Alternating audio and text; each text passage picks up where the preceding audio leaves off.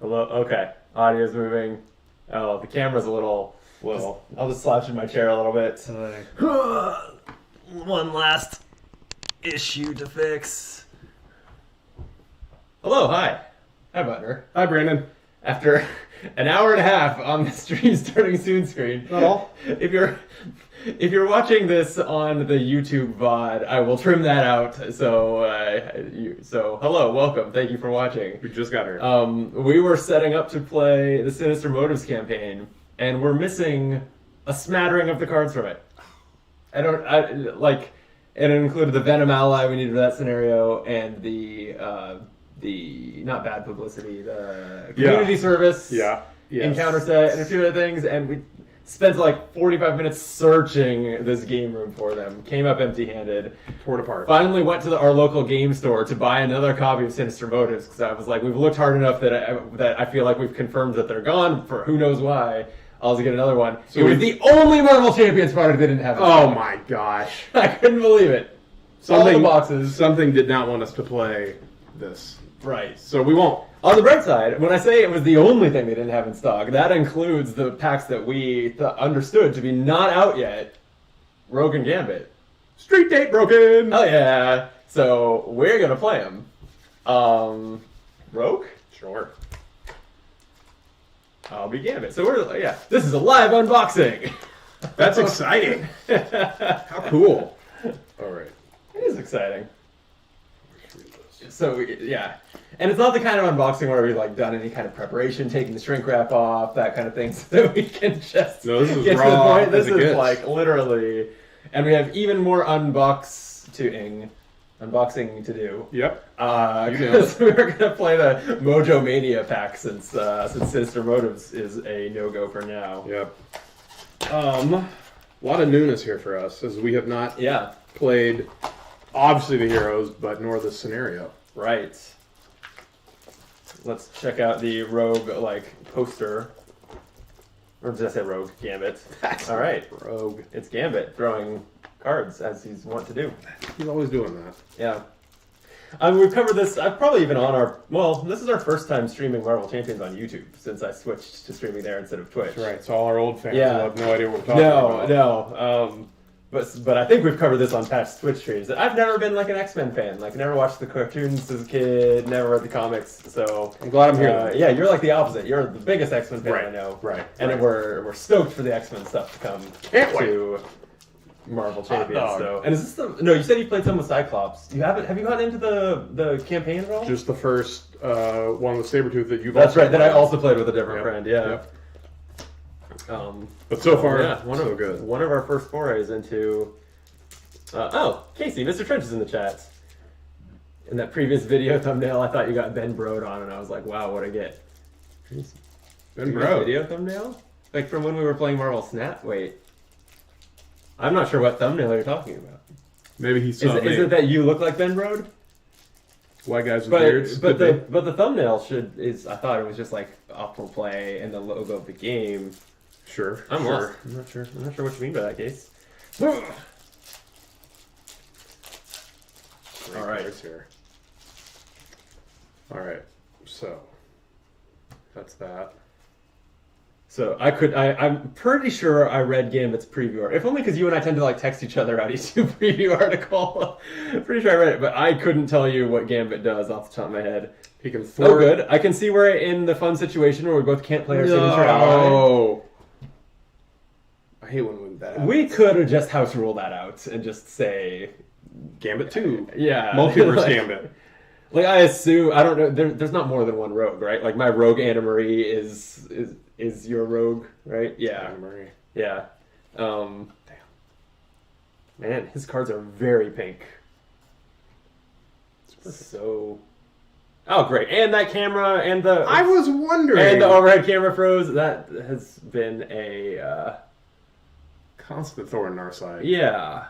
No, the last couple times I thought it was better because I was not plugging the cameras into the USB hubs. I was plugging them straight into the laptop. Yeah. Apparently that's still an issue. Today is the curse. That's okay. Some very helpful chatter taught me how to fix it without restarting OBS once. And there we go. It's fixed. So what I was trying to say is the cards are very pink. Some of the pinkest card game cards I've ever seen. You're not allowed to pink in Arkham Horror, huh?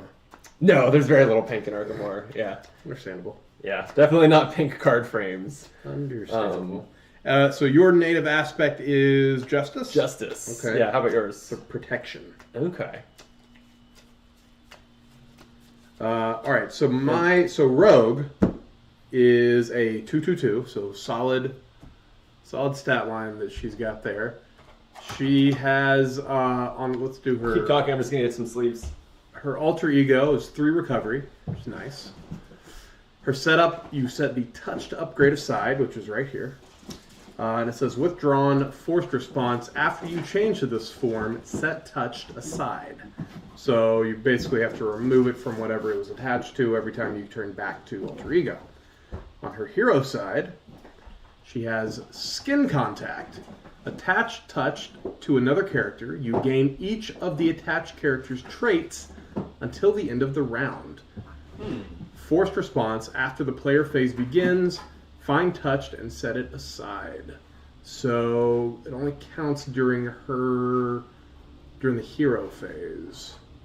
After the player phase begins. Oh no, it counts. I see. Okay. So at the start of the player phase, you can redo it.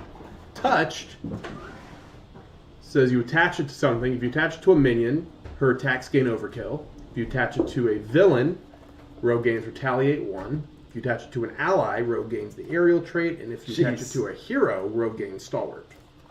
In addition to the other traits that the thing or person has. Which is cool. Probably a lot of planning goes into making the most out of that card. Which I'm great at. Yeah. As we're going to demonstrate by basically shuffling his deck sight unseen and playing with them. Yes. Yeah. Yeah, there's going to be a lot of surprises for us in here. If anyone is a rules master of Marvel Champions, we won't need you. No. We won't need you. We won't need Google either. I had an unopened box of pink Dragon Shields, so I got them out. I actually, because Mojo Mania also has a very pink color scheme to it, so I was trying to decide which side should be the pink one, and then I also have a less thematic, or not even thematically appropriate, but aesthetically appropriate set of green sleeves for the other side of this. You want heroes in this? I was gonna take a peek at Mojo and see whether pink feels right. Okay. Because we've both got to be the same color, and like green makes more sense for Rogue and pink for Gambit, so it could go either way for. That's true. Traditionally, you do have your villains in green. That is true. Encounter cards. These don't match that green though. That's a brighter green. True. I don't know. My whole sleeving situation has gotten out of control. I can't. Yeah, you've sleeved some cards into the quantum realm where they can't be found. Yes. That's what happened. I sleeved them there. Yep. Disappeared. It looks like Mojo's. Let's see. One of these villains is kind of yellowish. Is Mojo himself actually a villain in this? He is. Oh yeah, that's the Mojo encounter set. He is indeed. So it looks like there's several villains in this pack, right?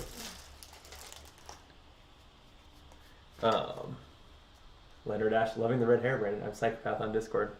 Hi, and thank you. Also, I heard that Gambit doesn't involve any actual card throwing, so this expansion is literal trash. Okay, we gotta throw it away.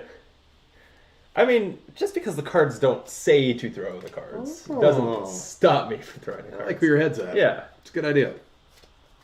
House rule. Exactly. Okay, I would say that Mojo's actual cards don't look particularly pink, so I'm going to put us in pink. Great. Particularly me in pink, and that means you're dragged along. Okay. I know Magog is the first scenario encounter, so... Yeah, so I was going to take a peek at of the mini campaign. Oh yeah, there is. There's even a little campaign log on the back. Yeah, check this out. Pretty cool. Yeah. We like that. We like that. We do. Yeah. We do. Yeah, big fans. Let's see. It defines some of the same keywords, but none of them look new. by not putting these keywords in the core set, but then they use them in every expansion, they just have to devote real estate in every expansion to explaining what hinder is. Really pretty annoying. Yep. A strange choice. All right, campaign mode talks about playing on expert. You have persistent damage. The campaign generalities look the same. So here's, yes, you're right. Scenario 1 is Magog. Here's the story so far. I can't wait to hear it. You are sleeping soundly in your bed when the sound of a roaring crowd jolts you awake. You open your eyes to find yourself not in your bed, but in the center of a giant arena. Instead of seats with cheering fans, the arena is filled with electronic screens showing the digital faces of beings from across the galaxy. One giant yellow face on a massive screen looms larger than the rest. I do not know how to read Mojo. Have you ever seen him not in comic book form? Yes. Does he have a distinctive voice? Yeah, it's kind of like a high-pitched, zany, wacky. Oh, okay. Kind of like welcome, one and all, to the Mojoseum! That's pretty good. Okay. The giant face bellows. I, Mojo the Magnificent, proudly present the greatest fight in the history of the Mojoverse! TM. It literally, I don't know whether that's a Marvel thing or whether that's a joke in the text, but it says Mojoverse TM. Sadly, I think that's probably an actual TM. Damn it. Tonight's fight pits a scrappy bunch of challengers from a tiny, insignificant planet called Earth against our 99-time defending champion, the mighty Magog. Oh. Can these plucky upstarts pull off an upset, or will they be ground into paste like the previous 99 challengers? Stay tuned and find out. Oh, Magog. Oh, Magog. He looks like a Thor character or something. He's got Greek god. No, wait, Thor. Yeah, Greek god, right? Got like that, mythological god energy. Sure. Yeah. Sure. So here it says, Scenario 1, Magog, new rules, ratings counters. Mojo has pitted you against his champion Magog in a battle for the adulation of the crowd. The player's crowd support is represented by ratings counters on the challenger's environment card, while Magog's supporters are represented by rating counters on the champion environment card. Rating counters? Yes. That's hilarious. Yeah. Have you bought those from the Etsy store? Damn it. No, I got poked in the eye. I haven't done it yet. It says here, and this is in bold. Okay. In order to win the Magog scenario, the players must, quote-unquote, wow the crowd by earning 10 ratings counters per player on the challenger's card. So we're not trying to beat him, we're just trying to get ratings? It says ratings counters are primarily earned by defeating Magog, Oh. but some encounter cards have alternative ways of earning them. Oh. Similarly, Magog does not win by completing his main scheme, but instead by earning 10 ratings counters per player on the champion. He can still win by defeating each hero in the game. Oh. Magog primarily earns his ratings counters through the forced response on his villain card, though he can also earn them by completing his main scheme and through encounter card effects. This is kind of cool. I'm on board with this. Yeah. Got a little flavor going on here.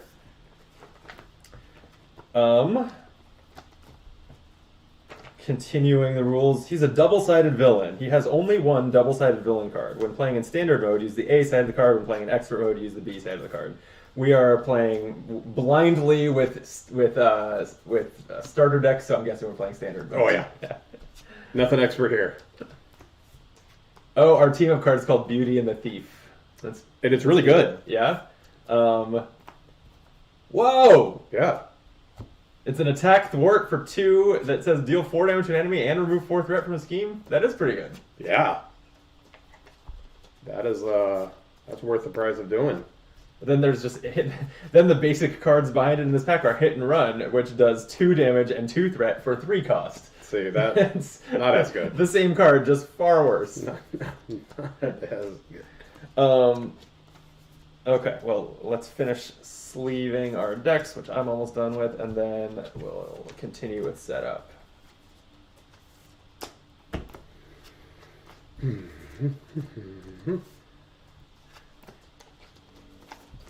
This is great entertainment, I know. The Mojo episode of the cartoon X-Men is worth watching. Is it? Yeah. Season 2. Is that Disney Plus? Oh, that was going to be my question, is where do you find the X-Men? All on Disney Plus. Still good. It's just one episode? Not like a multi-episode arc? No, that particular one, it is one episode. Yeah. But that show is pretty infamous for having multi-episode arcs. Seemed like one that would. Yeah, for sure. All right, then green sleeves, I guess, for my obligation. These are the cards that I pulled off of a green MTG Commander deck that I sold when I moved. Oh. Very nice. At one point, I bought the original, when they first started putting out pre-constructed Commander decks. I bought all 5 of them to just kind of use as a board game, and only played with them a few times. Mm-hmm. They weren't great. I think I've been keeping an eye on the Commander decks they put out because I like Commander Magic. Me too. And keep meaning to pull the trigger again on picking some of those and just kind of having them around to play like a board game. And they're expensive. Yeah. Turns out it's like $40 plus for those pre-constructed decks, but they do look fun. Yeah, 100 unique cards, and sometimes they put some cards that are actually worth a shit in there. Yeah. Well, I guess even though we're technically in the middle of Sinister Motives, are we playing this as a mini campaign? We're just doing it? Yeah. All right. Why wouldn't we? Why not? So, setup. Each player records their identity in the campaign log found on the back cover of this rulebook. Players cannot switch identities during the campaign. You are stuck as rogue. Fine. Yeah. So, my identity, I'll be player 1, thank you. Gambit. And player 2, you are who again? Rogue.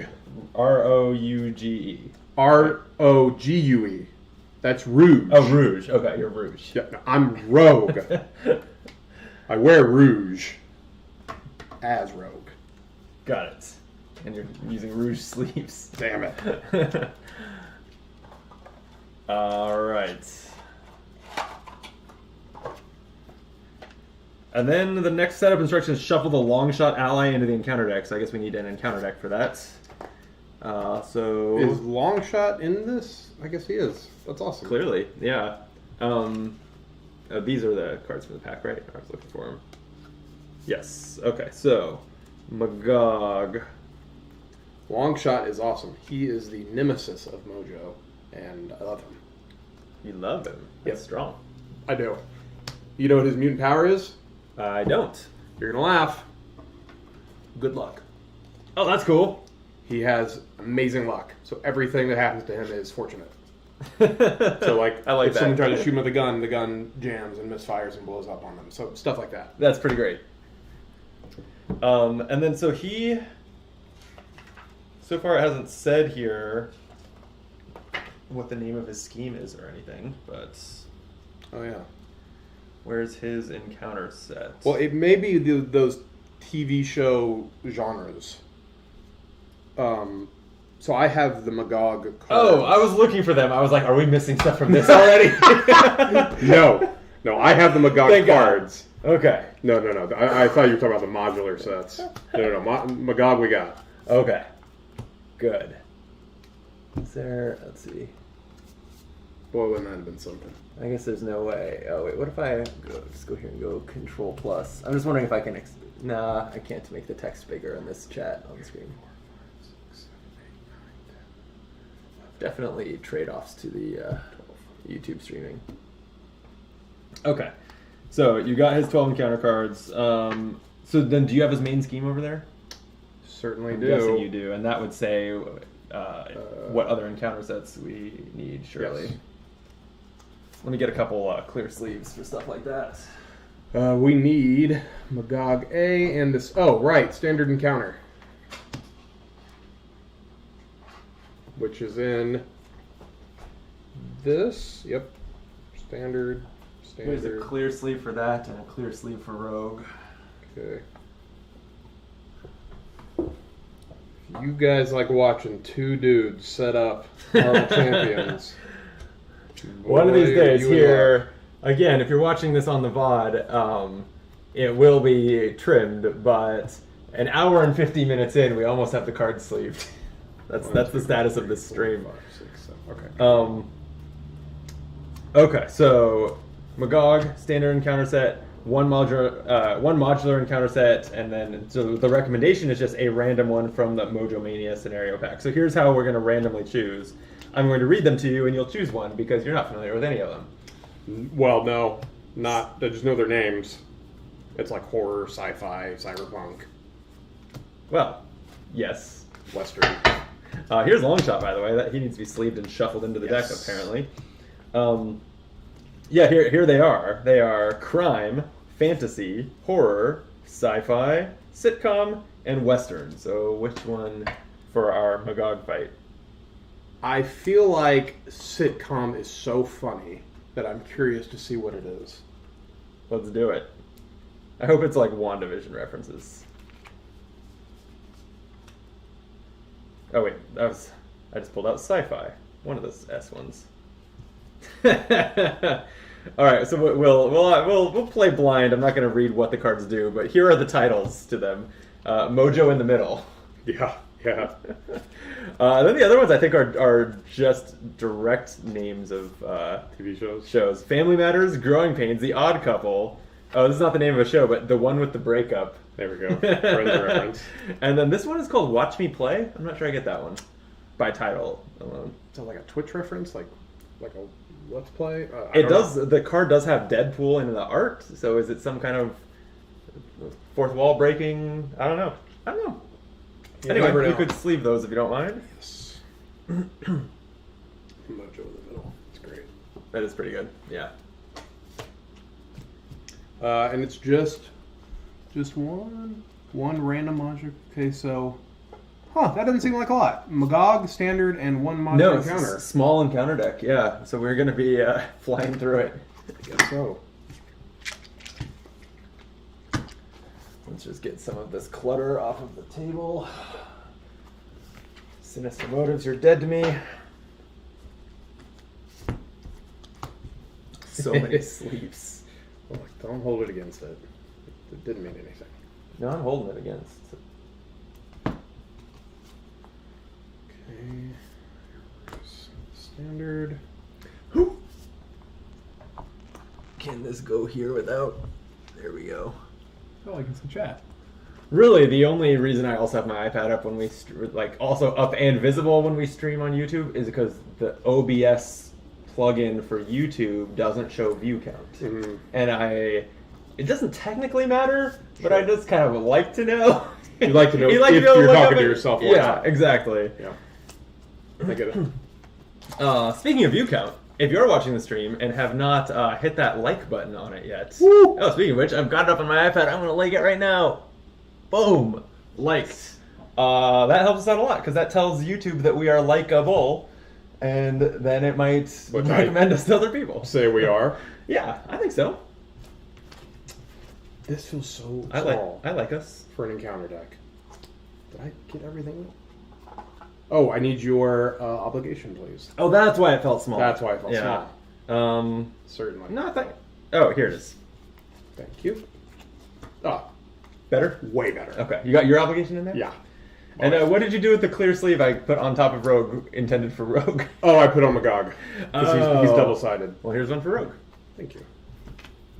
Can't have you flipping a card back and forth naked. Would want to. Scuffing it up. Thank you for looking out.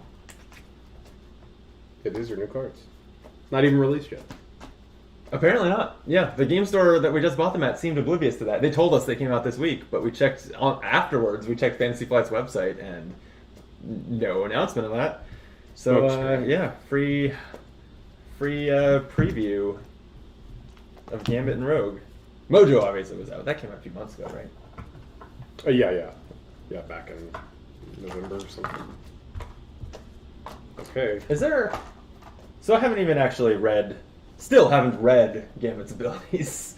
You get to know him. Are there any special rules I should glance at before I take this off the table? All I know is that Gambit can thwart during his alter ego. Oh.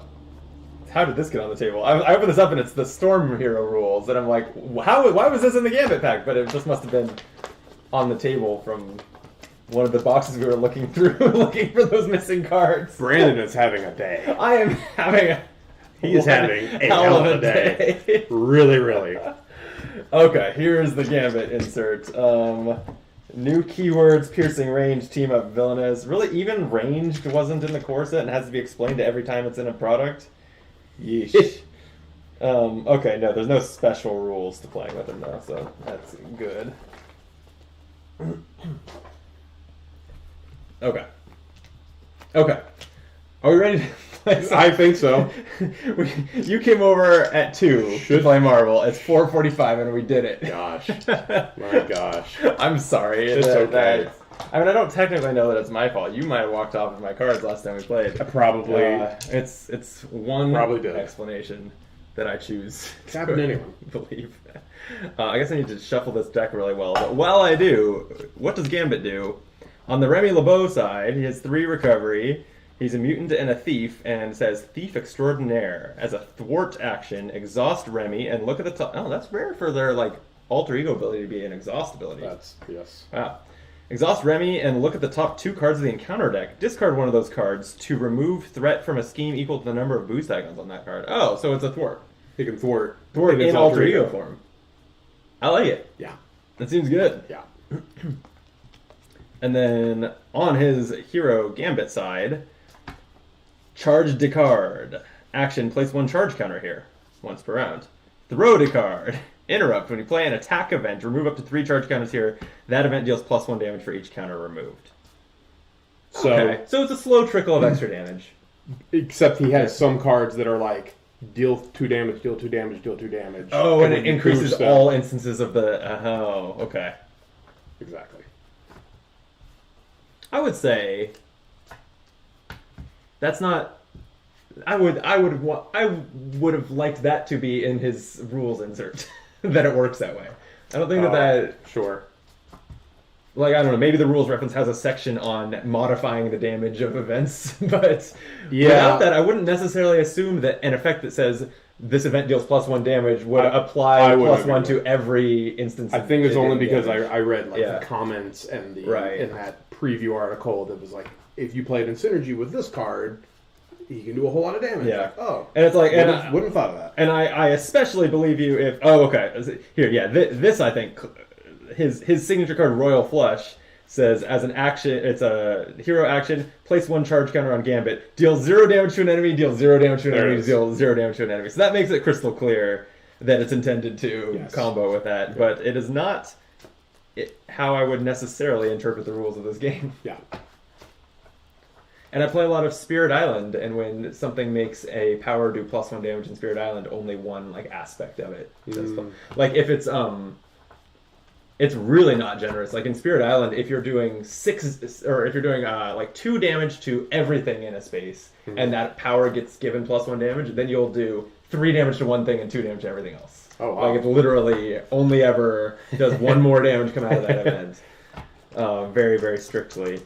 And this is exactly the opposite, where it seems to, if you have a +1 modifier to an event, it's going to modify all instances of all damage numerals on that card. That's why the X-Men are better than Spirit Island. It's been said. Yeah, I've heard that. So much. Yeah, I know. So much. I can remember the fights I got into on the I'm tired of hearing it, I know. Yeah. You X-Men fanboys. I was just... We've had it out for Spirit Island for decades. I was all about the spirits. Sorry. Yeah, well, I was a weird kid. All right. I've got my touched, which sounds weird.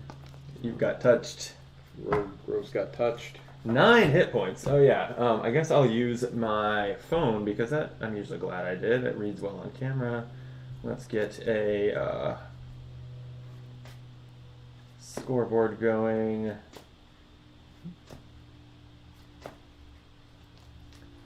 Let's see.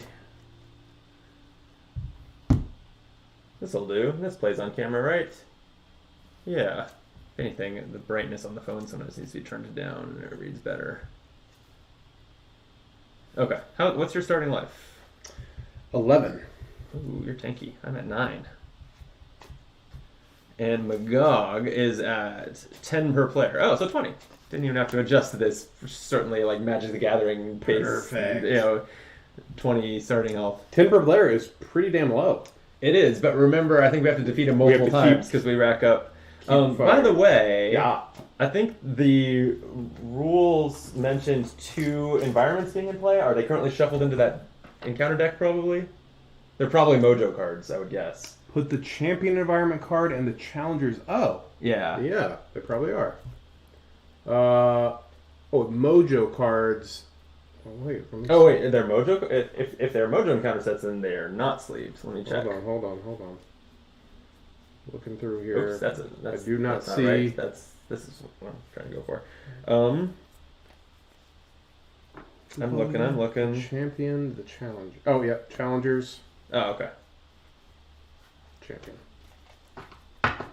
Maybe if it mentioned Mojo, it's just because they're from the Mojo pack. Oh, okay. And this explains the whole ratings counter thing. Oh, okay. Well, here, so let's look at the trait on both those cards. Booing crowd, yeah. Which actually, I think, are they double sided? Because this says put them booing crowd side face up. So these it might be clear sleeves. Yeah, clear sleeves for these. Yeah, this counter deck just gets thinner and thinner. Yeah, really.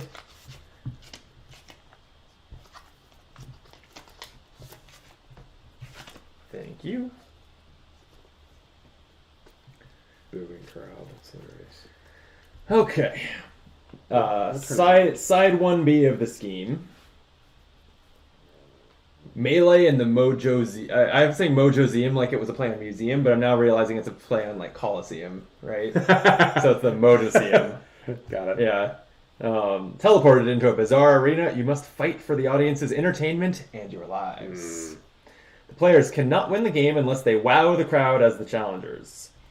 This has a threshold of, for 2 players, 12 threats, starting with 2 threat on it and gaining 4 per round. Oh my. Yeah. And then forced interrupt. When this scheme would be completed, place 2 times the number of players, so 4 ratings counters on the champion, and remove all threat from here instead. So every time this hits that 12 threshold, we get 4 ratings counters on the champion. Got it. And the champion is attempting to get 20 to win, right? Was what the rule book said. He just needs 20 to win. Yeah, so Magog says, forced response. After Magog attacks and damages a character, place 1 ratings counter on the champion. So every time he successfully damages us or our allies, he gets a ratings counter. Interesting. Okay, so like an ally chump blocking doesn't really prevent him from moving the game forward in the way that it usually does. Damn, right. Yeah. Forced interrupt. When Magog would be defeated, reset his hit points to 20 instead, place 6 rating counters on the challenger, and deal each player 1 face down encounter card. So we get 6 of the 20 counters we need. What? Sorry, it looked like we were frozen. Continue. No, it's just frozen because nothing's happening out there. Mm-hmm. We're good. Come on, I'm a professional. I know. Of course. I know how to run a stream. I know. And by professional, I mean literally not. No. It's my hobby. Oh, okay. Okay, so every time we defeat him, we get 6 ratings counters towards the 20 we need to win, and an extra encounter card, and then reset his health. Okay. And then, let's see, the champion says, booing crowd, if there are at least 5 ratings counters here, flip this environment without removing its ratings counters. So something will happen. It says, in this corner, we have your 99-time defending Mojoverse champion, the mighty Magog. These are, I hate when the flavor text on these cards is redundant with the flavor text elsewhere. And it happens all the time in this game. Like, write something new. This was the 3rd mention of the 99-time champion. Yeah. And the challengers, booing crowd, if there are at least 5 times the number of players rating counters here, flip this environment without removing the counters. The players, and in parentheses it says, the players wow the crowd by placing ratings counters here. I don't know, like, is wow the crowd a game term or not? Why do they feel the need to determine it? Yeah. It says in parenthetical text, the players wow the crowd by placing ratings counters here. Yeah, I guess that's... Is it just in case the flavor wasn't clear enough? Yeah. Yeah, you're right. And in this corner, hailing from the tiny, insignificant planet of Earth, we have our challengers. Again, redundant. Whatever. Brandon has issue with your Fantasy Flight Riders. I do. Specifically on this game. Yeah. Yeah, no issue. I mean, okay, I have the occasional nitpick on Arkham, but man, does Arkham's writing blow this game's writing away. It's not even close. Yeah. All right, so your first player? I guess so, by the merit of there being a first player token in front of me. Yeah, I think so. Yeah. All right. How is our review looking? Okay, as usual, our picture in picture is covering my side. What if I went to? Oh, that gets rid of it. I like having the picture in picture. This one, it's just gone. I don't know what happened there. It's labeled picture-in-picture center, but it's not there. Okay, I need to do some remaking of our go-to scenes. But anyway. Okay, says, LOL, not all the writing can be the Scarlet Keys campaign guide. I don't think that's exactly what I'm asking for either. That was part of the frustration of playing the Scarlet Keys with 4 players, which we did quite a bit of in December. Really? There's just so much reading in that, and with 4 players, that means so much of 1 player reading and 3 players sitting quietly. Wow. And here, I'll go on this rant here. The fun thing about Scarlet Keys, yes, that was fun in air quotes that I didn't actually bother to make. I see. Is you don't know when the text will end. Because you're globe-trotting in that. You're deciding where to go next, but like 1/3 of the places you can go present a scenario that you then play. 2/3 of them just have like a lot of story and maybe a decision or something, and then you move on. And so it's feasible to like accidentally hit like 5 story nodes in a row and be like, we're an hour into the session and all we've done is read flavor text. Wow. It's yeah. Okay. So it's weird. It's a choice. Okay. Okay. Opening hand. Let the Marvel champions begin. This is an expensive opening hand. Are we? I'm fine with it for our completely even blind play of our own decks. Are we saying that we can play our signature allies? Yes. Okay. Yeah. All right. Let's do it. Way more fun. Yeah. Way more fun. If I draw Rogue, I'll play Rogue. That's settled.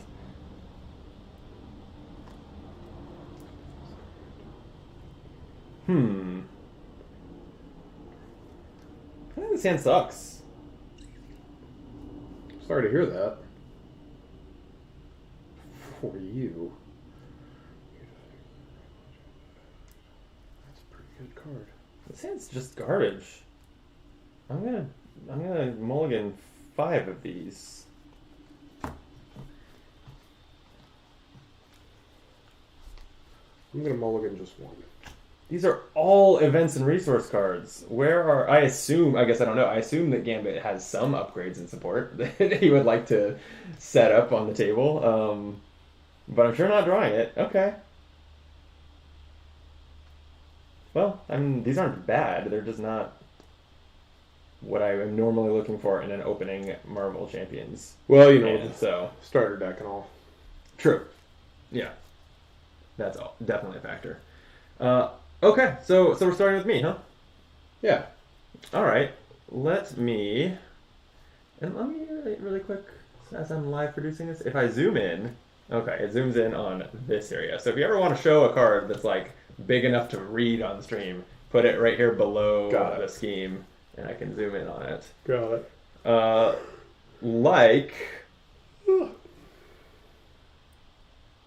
let's see. I guess I could just thwart on this. Nah, I guess I'll flip. I'll go straight to hero form. I'm Gambit now. Oh. Yeah. Hi, Gambit. Hi. And I don't know if you called this out, but your stat line is 1, 2, and 3 defense. Yeah. Really high defense. Low hit points, high defense. It's odd. Yeah, not sure how to play that, but that's fine.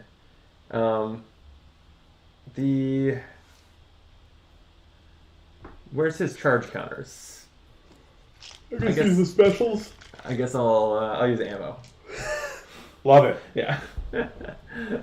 I guess that didn't even actually come across on camera, huh? Ammo tokens. Special tokens. Okay, then I'm going to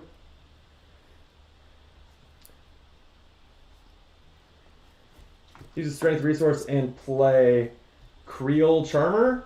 It's a thwart. Oh, this is an alter ego action. Weird. Okay. Go back to Remy. That's unusual. But I guess he's unusual in that way. He thwarts on his speech side. Right. Okay, so I'll undo gaining that token, and I'll retcon that, because my brain did not catch that this was an alter ego action. I'm with you. It's a thwart action that says remove 3 threat from a scheme. If this removes the last threat from that scheme, confuse the villain. So I'll do that. I'll take the. We needed to put it there, huh? And then take it right back off. But so this started with 2 threat on it. I'll remove it and confuse the villain. I love that. Sorry, Magog. Boy. Confused. And then are the rest of these hero actions? Oh, some of these. These Justice Thwart events, not that I have anything else to thwart, but these Justice Thwart events are just actions. They don't specify hero or alter ego. Okay. So you can do breaking and entering as Peter Parker. Oh, nice. Yeah. Peter would never. No, that's true. Okay, but I think I might as well go to hero form and play charged card, paying 2 for it. I'm not going to... I guess it doesn't matter the order that I take the charge counter, but I'm not going to spend it here. I don't see the need to just boost this by 1. Sure. Especially when none of these matter. But what this says is deal 4 damage to an enemy. For this attack, if Gambit's throw to card ability removed at least 1 counter, this gains ranged, 2 counters, this gains piercing, 3 counters, this gains overkill. Just none of those matter here, so I'm not going to waste the counters, and I'll do 4 damage. Not bad. Got him down to 16 already. That's it for me. All right. What are you up to? All right, so in Anna Marie mode, I'm going to play X-Gene. I can only play this if my identity has the mutant trait, which they only have the mutant trait in their alter ego, which is kind of interesting. Oh, yeah. So I'm going to play that. This is a resource. When I exhaust it, I can generate a wild card for an identity-specific event. Identity-specific event. Okay, that's really... Very specific. That is really specific. Yeah. Narrow window. Right. We're crawling in there. So then I am going to play... so I'm going to flip. Okay. And then as an action, I'm going to take touched. And I'm going to touch another character on the board. Who will I touch? I'm going to touch... The first one you'll ever touch. Who will I touch? Magog. I'm going to touch Magog. Because I'm touching Magog, I'm gaining Retaliate 1. Nice. And I also get whatever his other traits are, which probably doesn't really matter. It doesn't. You're also a brute. Yeah, I feel like one now that I've touched him. And so now I'm going to use the Southern Cross event. Exhaust that to knock it down to 2. Here, put it here. I can show it. Oh, yes. Southern Cross. There we go. So, this says, I can deal 6 damage to an enemy. If Rogue has Retaliate, which I do, I can stun that enemy as well. Whoa! So I'm going to deal 6 damage to him and stun him. Holy synergy. All for 2 plus this that I... Look how everything you did there works together. Ha-ha. Well done. Haha. All right, so we need to find a stun status for Magog, and you did 6 damage to it? Wow. Boom. Very nice. And then next I will... I'm torn. Do I want to get an ally? I'm just going to go ahead and... We've learned the thing in this game that is most useful. Play the cards you have. Try not to sit around and make the perfect play. If you have the cards, just fucking play them. That's what I'm going to do.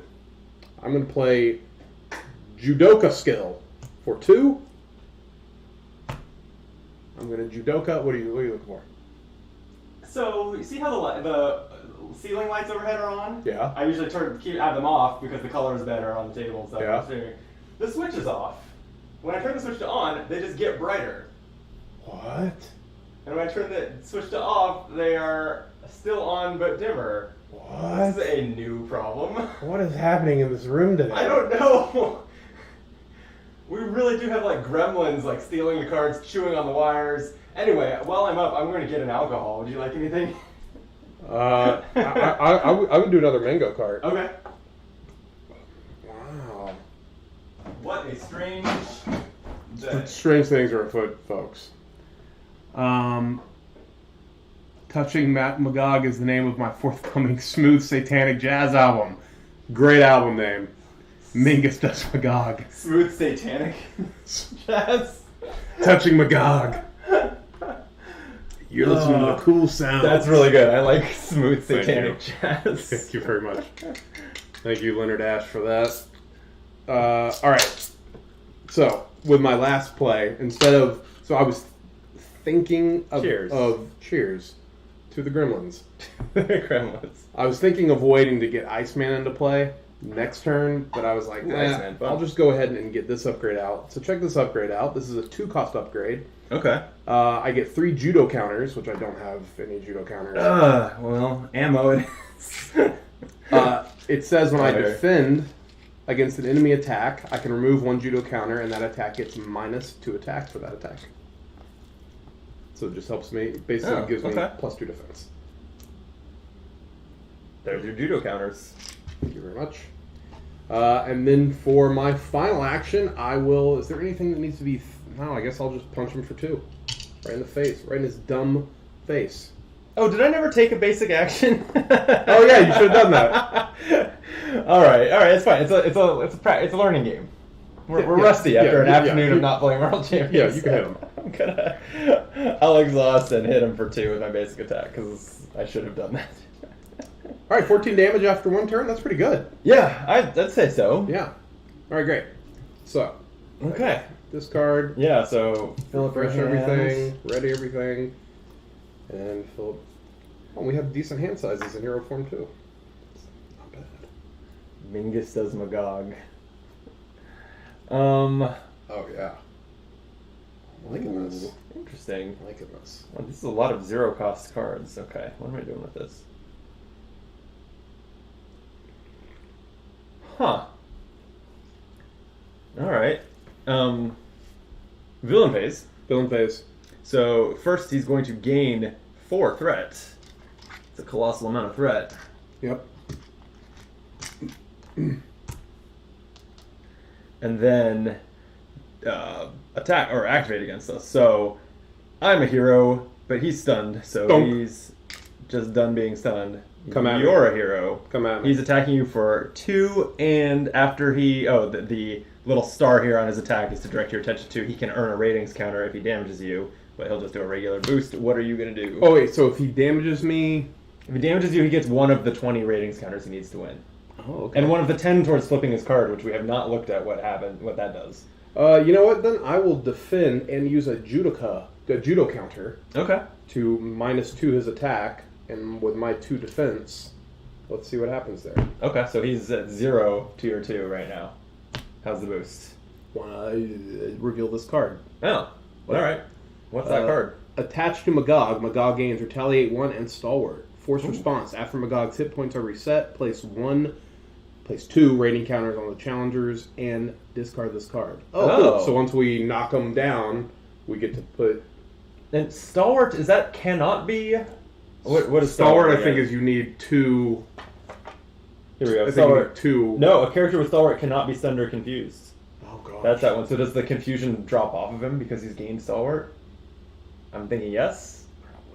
Probably. Grim Rule says so anyway, and maybe if chat wants to let us know if we're doing that wrong and to our detriment, please share. Okay, so he only did 2, so he didn't. Okay, he's got his jolt of adrenaline, but did not do any damage to you, which is great. Okay, so now encounter cards. Mine is Assault. Oh. I'm a hero, so the villain attacks me. Woof. Actually, this is fine, because I was actually kind of bummed that the stun got used up on me, because I have a handful of defense events. Oh, really? Yeah. So, I'll play... So I'm going to defend. This is the annoying thing, is that it's using my action, but... Yeah. I'll defend and play Natural Agility. It is a 0-cost event. Hero interrupt for defense. When you defend against an attack, place a charge counter on Gambit. So I'll go up to 2 charge counters. And then for each charge counter, get +1 defense. So you're at 5 defense. So I'm at 5 defense now. And then we'll just boost his attack of 2. Boosted by 1, and he bounces off of my... I guess he doesn't... I dodge him. And I use Natural Agility. He doesn't bounce off of anything. Even though I've got a pretty sick, pink chest plate or whatever that is that Gambit wears. That was very well done, Gambit. All right, and mine is the opposite of assault. It is gang up. So now... Oh, no, it is not the opposite. I was thinking of treachery. Oh, yeah. The villain and each minion engaged with you attacks you, so I get attacked again. Okay. All right, well, eventually one of these attacks has got to get through, I guess. You would think. I don't have any, and this got... Oh, I guess I could... No, I can't defend because I'm exhausted, so I can't use that again. All right, so he's going to hit me for 2 plus... whatever I reveal here, just making sure there's nothing I want to do. Don't think so. I do have retaliate 1 because I touched him. So he will take 2, 3. So I did 3 damage. So 3 damage on you, but you retaliated to do 1 to him, and he has gotten a ratings counter. I guess since I'm using my phone instead of the damage counters, I'll use those for ratings. So... Champion is on the board. Damn. On the ratings board. Damn. Yeah. Okay, but that was fine. No, like what? And why was it 1? He did 3 damage to me, and he got. So every time he does damage, he gets 1 rating counter. Yeah. Got it. Okay. Okay. Well, I have a pretty. Oh well, it's your turn. Your first player. And I get my touched back because it's the start of a new phase, so I can touch again. Oh, it doesn't stay attached, and then you change where it's attached. It returns to you after the player phase begins. So now, find touched and set it aside. Okay. So I can just keep touching. Yeah, and that's forced. Okay. Okay. Not totally what I wanted to. That stalwart is kind of killing us, but if we get him down, he'll lose it. Yeah, if we do 5 damage to him, that stalwart will go away, and we'll get extra ratings counters because of that adrenaline. So it kind of seems like more bad than or more good than bad. Honestly, it came from that.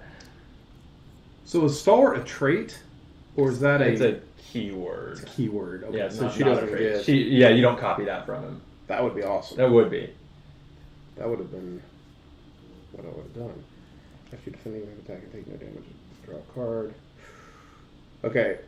I think I will help deal with some of this. All right. Saying a lot of words here. You are. What do I need for Ariel? An ally. I don't have any allies. What do I need for that? I'm trying to think of who I want to touch. I guess I'll touch the villain again. So I'll touch Magog. And I'm going to play Going Rogue. Ooh. I'm going to exhaust that for 1.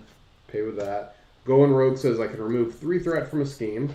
If I have any of these things, I get to also do something else. I have Retaliate because I touched Magog, but I would normally confuse him, but he has Stalwart, so he can't be confused. Ah, damn.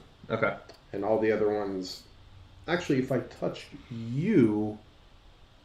Oh, well, you know what? Let's do this differently. I'm going to touch you, Gambit. Wow. You're touched. Rude. Sorry. I get to draw a card. So, I'm going to remove 3 threat from this scheme. So this works out. Like, our picture-in-picture may be covering my hero, but your touch card is just on my head. I touched you right on the noggin.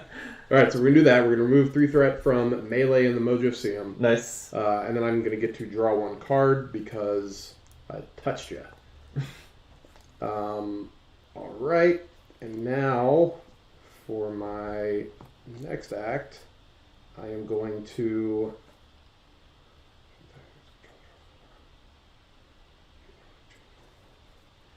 Hey, this could be good for both of us. I like that.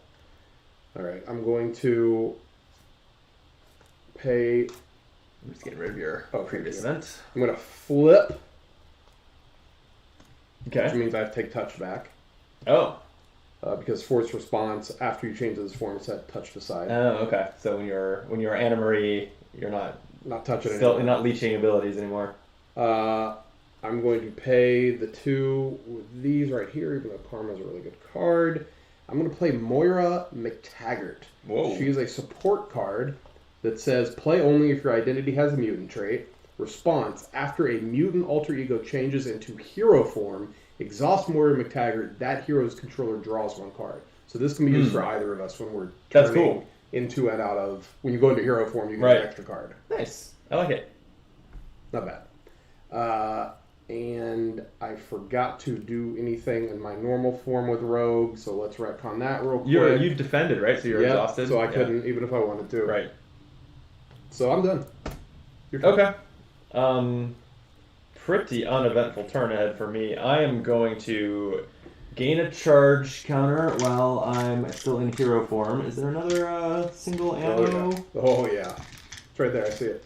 Oh, no. That's a 10. Oh, here it is. Okay. It's maximum 3, right? Oh, no, I can have more than 3. It's just that I can remove up to 3. So that's nice. Okay. Because I have not, I've drawn... The only attack events I've drawn were the first round that I mulliganed to them, because I didn't want to spend my whole first turn just lobbing mediocre attacks. But okay, I'm going to flip to Remy. I'm already exhausted, so I won't be using his built-in thwart ability, but while I'm there, I can play Mutant Education, which is a zero-cost event that you can play only if you are a mutant. Choose up to 2 identity-specific cards in your discard pile and shuffle them into your deck. If X Mansion is in play, draw 1 card. That's amazing. So that does not happen, but I do get a charged card and a natural agility back in my deck. Those are both solid events. Recognize that fella? Is that Rockslide? Who is that? Rockslide. Yeah. I'm learning so much, not from Marvel Champions, but from Marvel Snap. Marvel Snap is really, that is where we are learning a lot of these characters and what they do. Fun game, that Marvel Snap. It's good. Yeah. It's good. If you're not playing Marvel Snap, you should probably play Marvel Snap. You really should. Yeah. Yeah, we play a lot of Marvel card games. It doesn't even ask for that much of your money. That said, I have put in some money. Me too. Yeah. By buying the monthly passes, and then I've put in another. We are suckers for $80. I think I've done a $40 purchase twice, something like that. Maybe or just once. Either once or twice. One of those low numbers. No judgments here. No judgments here. Okay, I've shuffled those into my deck. I've not drawn a card. That's it. Actually, that's my turn. I said I have a handful of resource cards that are pretty good. I just have nothing that costs anything to spend them on. So part of the reason I wanted to flip was to get the higher hand size. 1, 2, 3, 5, 6. Okay, so here's some expensive things. Ooh, another Marvel Snap card, Bishop. Yeah. And hey, an upgrade. Gambit does have some. Hey, so does Rogue. Rogue's jacket. Cool. Cool upgrade. Cool. Okay. The villain is going to put 4 threat on the main scheme, going from 1 to 5 on there. And then he is going to scheme against you. I don't imagine. Usually on scheme, it's not like defending. I'm used to dealing a boost card then being anything you what do you want to do? But with scheming, there's nothing really, right? Yeah. Okay. So he schemes against you for just the 1. Woo! And he'll scheme against me for 1, 2, 3. Ouch. Ouch. Oh, So 9 out of 12 on there. Going into these encounter cards. Speaking of encounter cards, what you got? I've got Family Matters. It's an obligation. Treat the printed text box of each support you control as if it were blank. Thank you, Case. Case says, I don't know what happened. What? I don't know what. Oh, anyway, I think I fixed the echo. Let me know if you did, and thank you for the heads up. If you didn't, if you both just mentioned it just now, it sounds like it just popped up, and I have no idea why it would have just started being a thing. Yeah, I can see one. But I can see that. Well, this was unmuted. I just muted it. Was how I said I think I fixed it. And it seems like it's the same audio source twice. Weird. Right? Or what is? Because this is the quadcast, right? Or are we? In the cave? It's the webcam. Oh, hang on.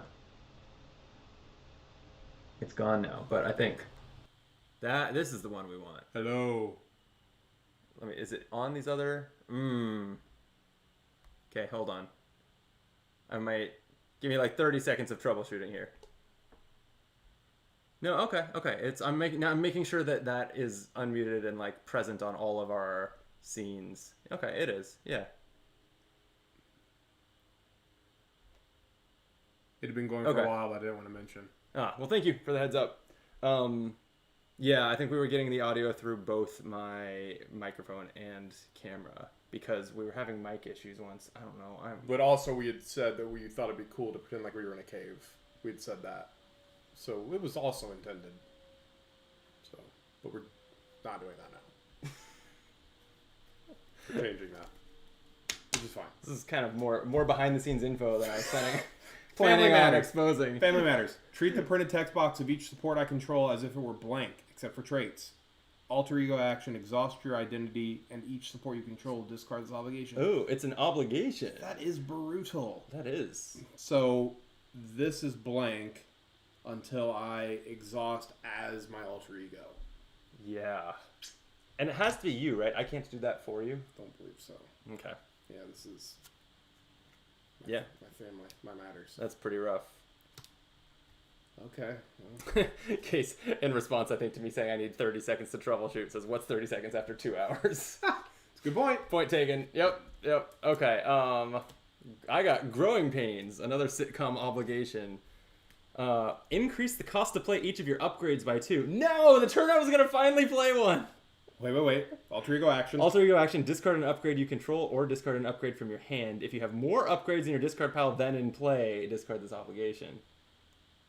But I would have to discard one I control to like make that check. Wow. Okay. So I don't know if I think that this the Gambit staff, this upgrade that I would like to play this turn, is the only upgrade I'm likely to play anytime soon, then maybe I just pay for it and let this ride. Yeah, you could. I don't know. Ouch. Yeah. Two extra. All right, the sitcoms are coming for us. Okay, well... Well, at least it didn't put any threat on the encounter. That is true. I'm trying to... I can't remove that. Should we go back to the Echo? I was just, yeah,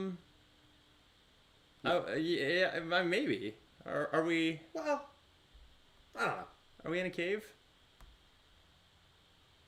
I'm just trying to remove... There we go. I was trying to simplify the list of audio sources by removing one that was muted anyway, so that I can actually see the ones that are not muted on screen and like be assured that they're working. Of course. It's a whole... No, I hear you. Streaming real life, not easy. Streaming video games is easier. Yeah, that's true. That's true. There's less going on. It's really true. All right, so guess what? What? Your first player. Whoa. Yep. Cool. So, question. Hit me. As the rules expert of... Which I totally am. Of this duo. Royal Flush, that event that deals... It says deal 0 damage to an enemy, period. Deal 0 damage to an enemy, period. Deal 0 damage to an enemy, period. Can they all be the same enemy? I would imagine, because you're saying Magog. It doesn't say... Yeah. That's what I imagine too. So then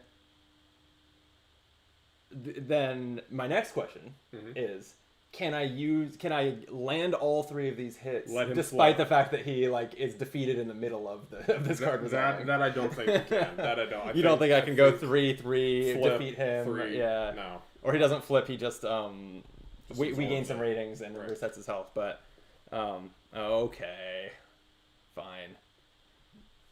Still probably worth doing. Okay, wait. Third question. Yep. Does retaliate trigger for each of these?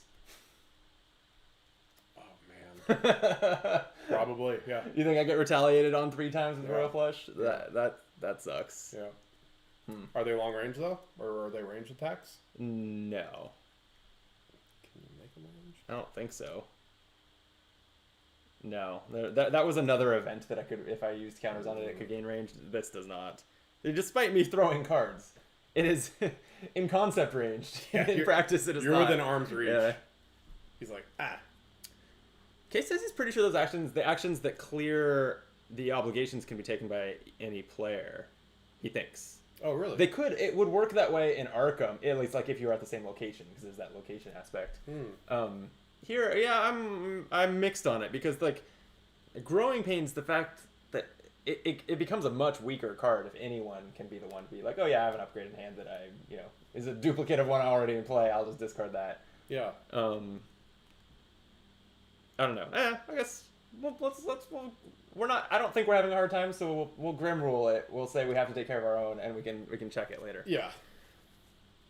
Oh, okay. Gotta love Marvel Champions. Got to. So what am I playing? Maybe I'm just getting rid of this obligation. I don't have enough money to play everything I want to play anyway. Alright, so I'll just discard Gambit's staff to get rid of Growing Pains, because I've discarded an upgrade, and then I do have more upgrades in my discard pile than in play. So Growing Pains is disobligated. And then... let's see. I didn't actually read Bishop. He can attack for 0 and take 2 consequential damage. Oh. When an enemy attacks you... It charges up. Bishop gets an energy counter. Different from a charge counter. Completely different. Yep. And then when he attacks, you can remove all the energy counters on him to get +2 to his attack for each removed this way. Up to a maximum of 6 attack. Okay. And that does 2 consequential damage, so he could do that twice if you leave him in play, soaking up that energy long enough. That's cool. Just thematic of Bishop's abilities. Yeah. So I'm not exhausted anymore. Take your time deciding. Yeah. I will. No, I've decided. No. Think about it again. Yeah? Yeah, really make sure. Okay. At least for like 45 seconds. That's how long it takes Bettner to pee, apparently. All right. I am going to use Thief Extraordinaire to thwart. So I'm going to look at the top 2 cards in counter deck, discard one of those cards to remove threat from a scheme equal to the number of boost cards. And the other one of these is going to be the boost when he activates against me, if there's no other manipulation, huh? So, they're similar. Oh.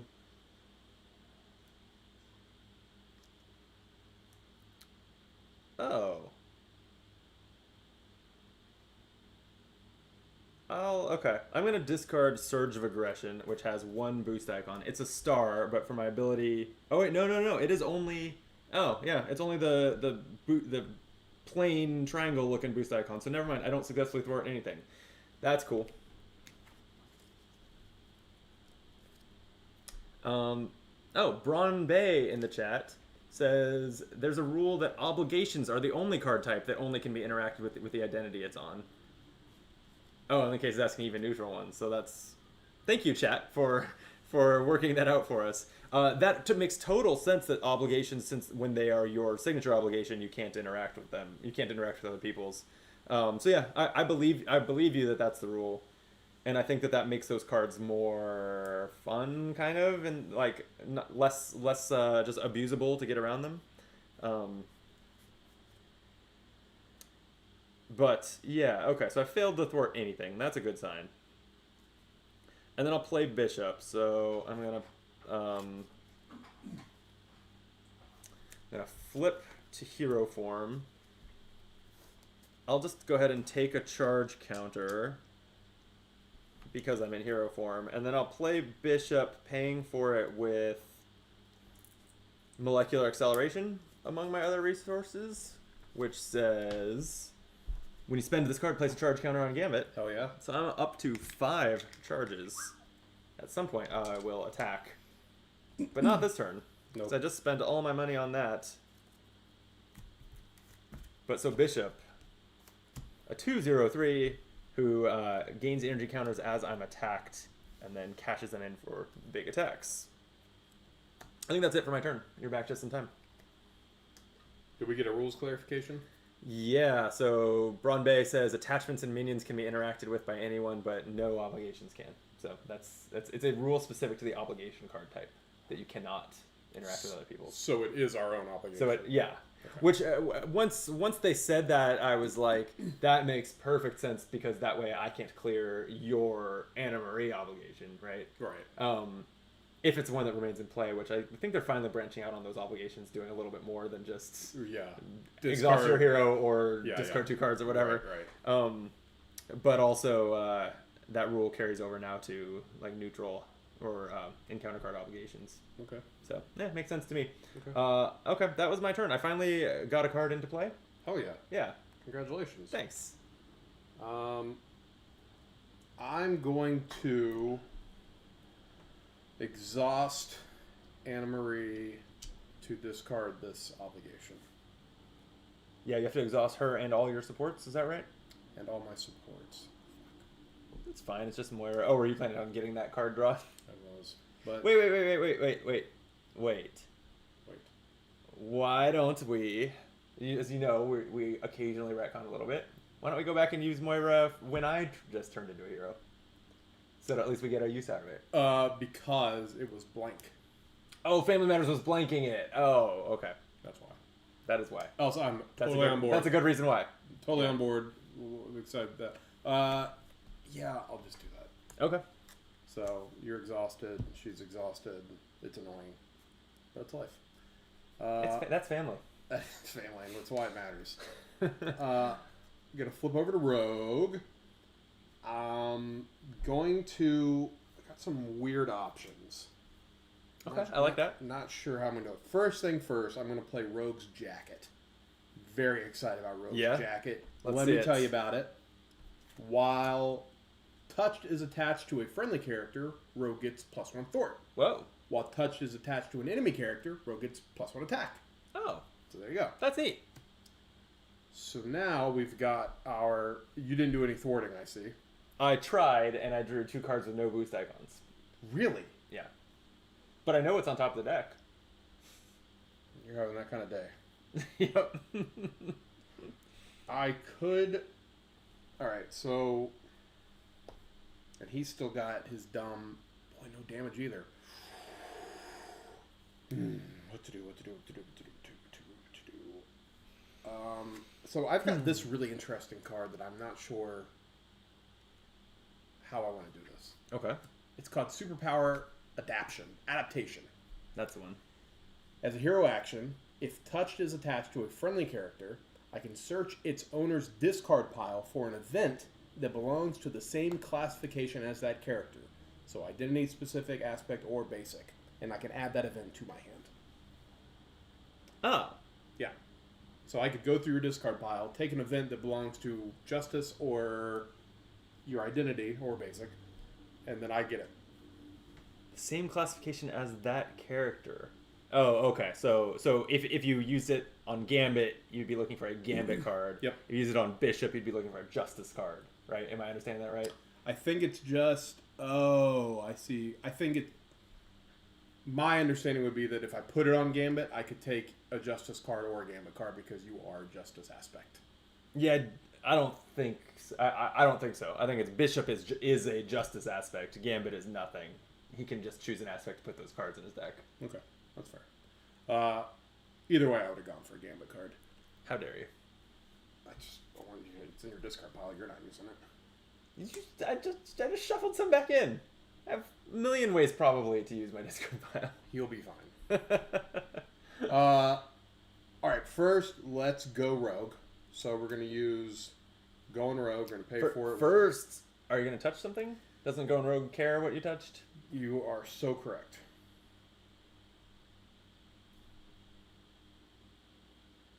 I'm going to touch Bishop. Oh. To gain... Okay. So that gives you the aerial trait? Wait. That wasn't what I wanted. Oh, sorry. I'm going to touch Gambit. Okay. And what is that when you touch a hero, you're stalwart? Okay. And now I'm going to go Rogue. All right. So I paid for it with this card and the X Gene for 2. I'm going to remove 3 threat from a scheme. Love that. And then I am going to draw a card. Huzzah. Oh boy. Another new thing that I might want to use. Energy transfer touch to a character other than Rogue and deal 2 damage with a character healed damage from Rogue and ready her. You can... Oh! That's amazing! Oh, that's great. We're doing that. Oh, yeah? Oh, yeah. Okay, so energy transfer. Let's use up these 2, I think. I really wanted this. Yeah, we're going to keep that. We're going to use up these two. Okay, we're doing what now? All right, we're going to do energy transfer. As a hero action, I can attach touch to a character other than Rogue and deal 2 damage to that character and heal 2 damage from Rogue and ready her. Whoa. And then I gain each of the attached character's traits until the end of the round. So I'm going to attach it to Magog. He will take 2 damage. And you'll heal 2. I will heal 2. Nice. And I get readied. He's at 3. Oh, Brandon. You're welcome. As a basic, I'll take a basic attack. Was this? Oh, this was not an attack action. Okay, so because he currently has retaliate, but that didn't. You didn't get retaliated against for that. That's nice. But I'm about to. Okay. Because I am going to basic attack for 2 plus 1 because your jacket. Because of the jacket. Nice. 3 okay, damage. so you do get retaliated against there, but and now or does God, some of these rules minutiae really I have not rocked them. Retaliate only happens if the character survives the attack, right? He hit 0. Did he survive this attack? I guess. Fuck, on a villain, I'm not sure. That's a great question. Part of me thinks no, but maybe for a villain it's a special circumstance. Well, that's the latest. If anyone in the chat knows that answer, throw it at us. For now, you've taken the damage. But you've knocked him out, which is going to get us a natural 6 ratings counters plus 2 from Jolt of Adrenaline. So a grand total of 8. 2 more. We can flip that booing crowd. Crowd. Get that crowd on our side. So it's 8-1. That feels good. That does feel good. Although he is hurtling towards completing the scheme for 6. Okay. That was good. That was a good play. Thank you. Thank you. I especially like the part where he didn't steal any of my cards. Thought about it. His force text replaces him being defeated. Oh, when he would be defeated, reset his hit points. So yeah, I guess in this case. So out of curiosity, what if he was a regular 2-stage villain and got pushed from stage 1 to stage 2? Is he defeated then? For retaliate purposes? I'm just curious. But that does seem to answer that his interrupt says that he was not defeated. His health was reset instead of being defeated. That's a great point. That's a great so point. In this case, that's very clear. I am curious in the broader sense about when you defeat a stage of a villain. Yep. Good question. Okay. Thank you for that clarification. Yeah. Okay, then he's going to put 4 threat on the main scheme. All right, so let's going to 10. Let's refresh all our.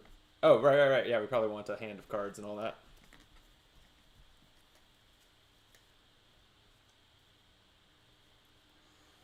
Ooh. Dazzler. Another Marvel Snap card. Very good. There's another Marvel Snap card you may know. Armor. Nice. I don't think I knew Armor was an X-Men. I guess that makes sense. What else would she be? Yeah.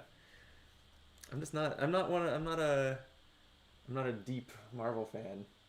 You're getting there. Yeah. We just need to find a third Marvel card game for you to play. That will then I'll be well rounded. Yeah. Have you played Midnight Suns? Yeah, I'm about halfway through it. Okay. Oh yeah. You're good. Okay. Right, there we go. I was talking about this with I don't know, at a party last week. Because this is the type of thing I talk about at parties. I'm with you. That so Midnight Suns, it's a bunch of Marvel characters, not unlike these other Marvel card games, but it's a bunch of Marvel characters smashed together. It's like all of the Avengers and all the Midnight Suns and Lillian and these other and Agatha and all these characters.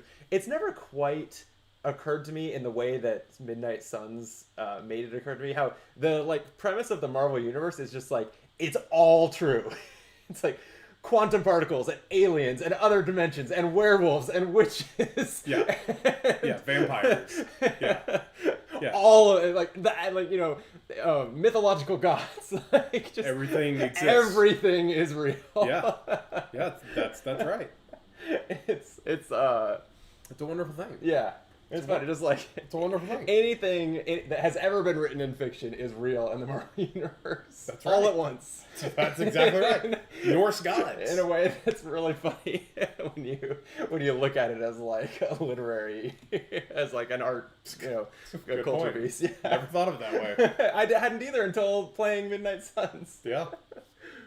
Yeah, all those conspiracy theories. It's like I was out there. You're right. Yeah, I was like roaming the grounds of the Abbey with like a vampire hunter and like a half human, half demon, learning about the real witch trials, like the witch trials that happened there to real witches. Yeah.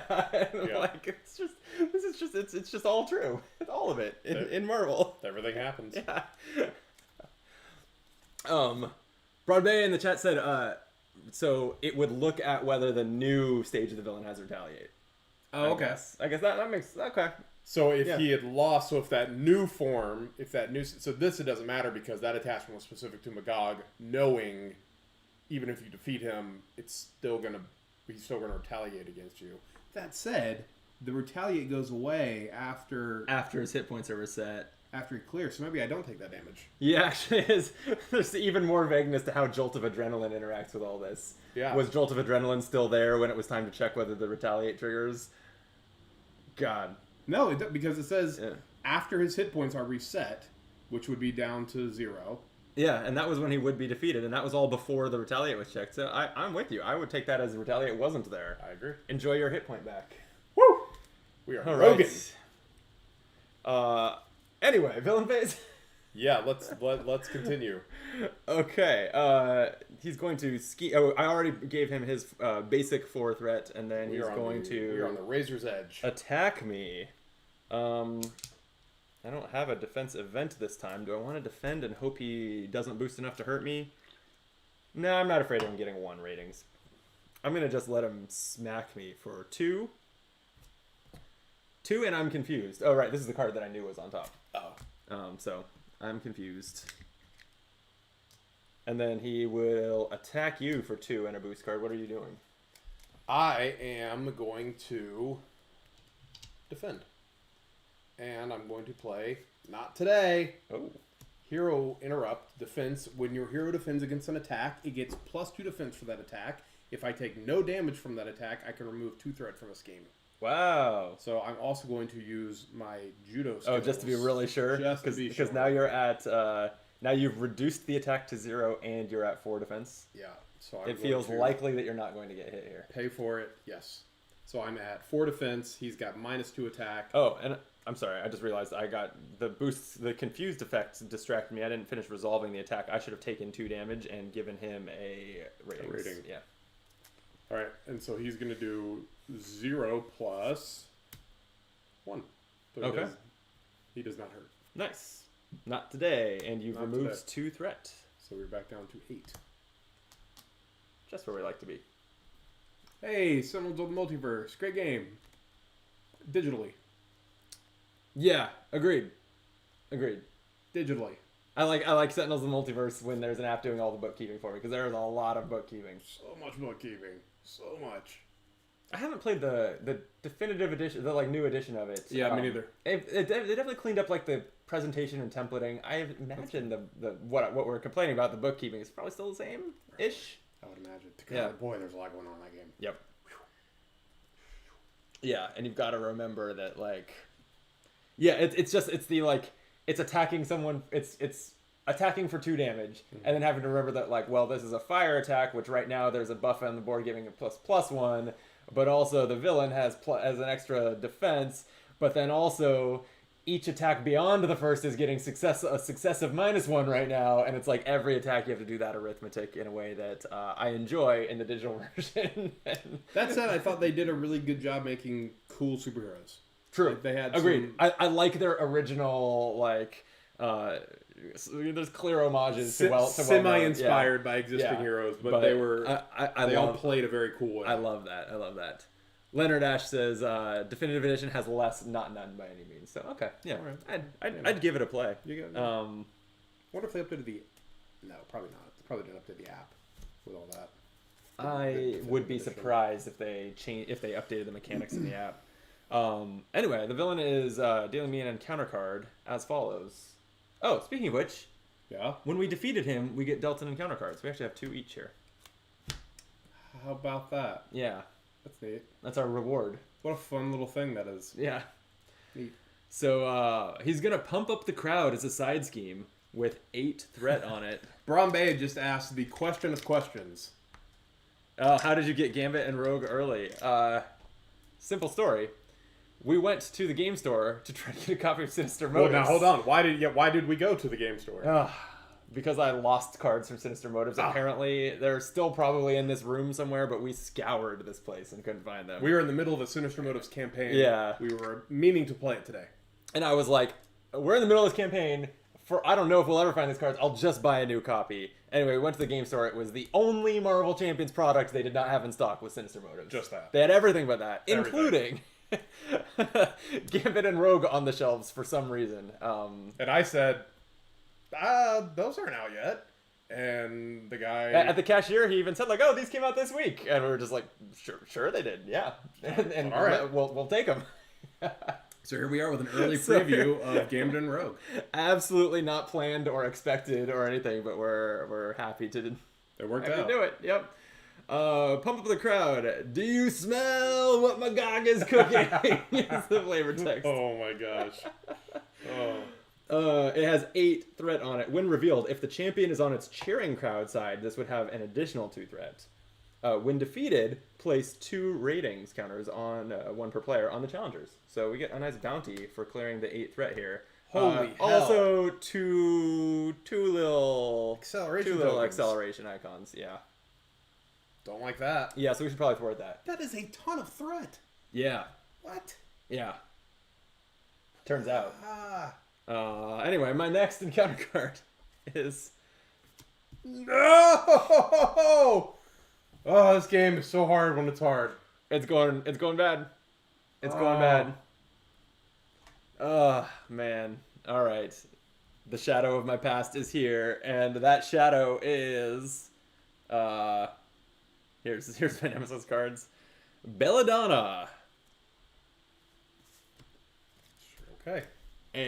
Not familiar with her. 2/3/5 minion with quick strike, so she's going to attack me right now. And toughness, we give her a tough status, and forced response. After she attacks and defeats a character, place 2 threat on the main scheme. So you are not encouraged to chump block. I'm now realizing I had missed a trigger on Bishop when I was attacked. He should have gotten an energy counter, and he'll get another one when she attacks me. So she's attacking me for 3. Right now, I mean, that's exactly my defense. I think and there's no boost or anything. I think I'll just defend that. The champion doesn't get ratings when a minion does damage, right? No, he has to attack and do it, but... Okay, yeah, so I just defended against... No, but we need to thwart. We need to get thwarting.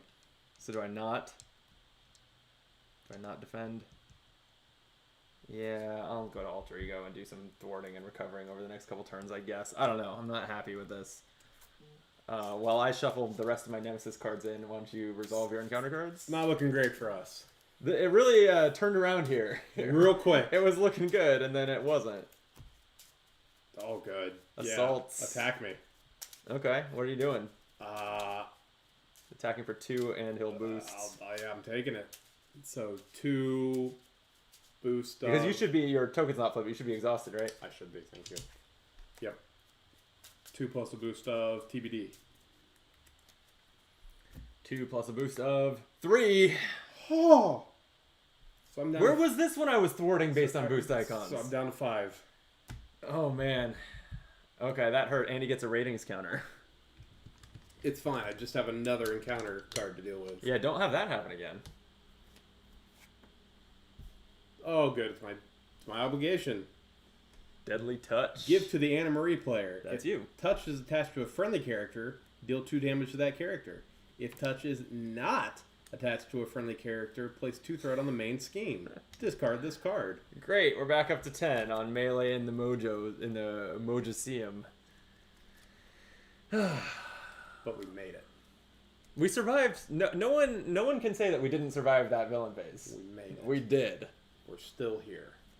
But we're so fucked. We are in deep trouble. Man, and Belladonna's tough. Like, if Bishop gets one... I think my plan will hopefully be for Bishop to get one more energy counter and take her out at some point. But I do need to, like, poke her for a damage. I think my first player? You are first player, yeah. Okay. Yep. Well, this is not going to be the most exciting turn. I get touched back. Oh, did he damage me? He did. I had retaliate because I was touching him, so he's down to 19. Love it. Things are looking great now. Yeah. I am... Well, and you should have retaliated also when he attacked you and you fully defended. Like, retaliate doesn't mean when you take damage. Oh, I thought that is exactly what it was. I think it's when you're attacked. Oh. I thought it was when you take damage from an attack. Okay, now this is a basic thing we should know. Some of these other things we've been wondering about, I'm like, well, these are... What does it say? Well, I don't think it's going to be in the... Like, retaliate's was in the core set, so it's not going to be in the Mojo rulebook. Brombe, hit us up. I'm pretty sure when you defend against an attack, you still retaliate. That's why so much... Works for me. That's why so many protection cards have retaliate. Works for me. Otherwise, that would be like anti-synergy. Okay, so I'm going to exhaust the X gene to help pay for my friend. Oh wait, hold on. Let me think about what I want to touch. Okay. What should I be touching? I guess I'll touch the villain again.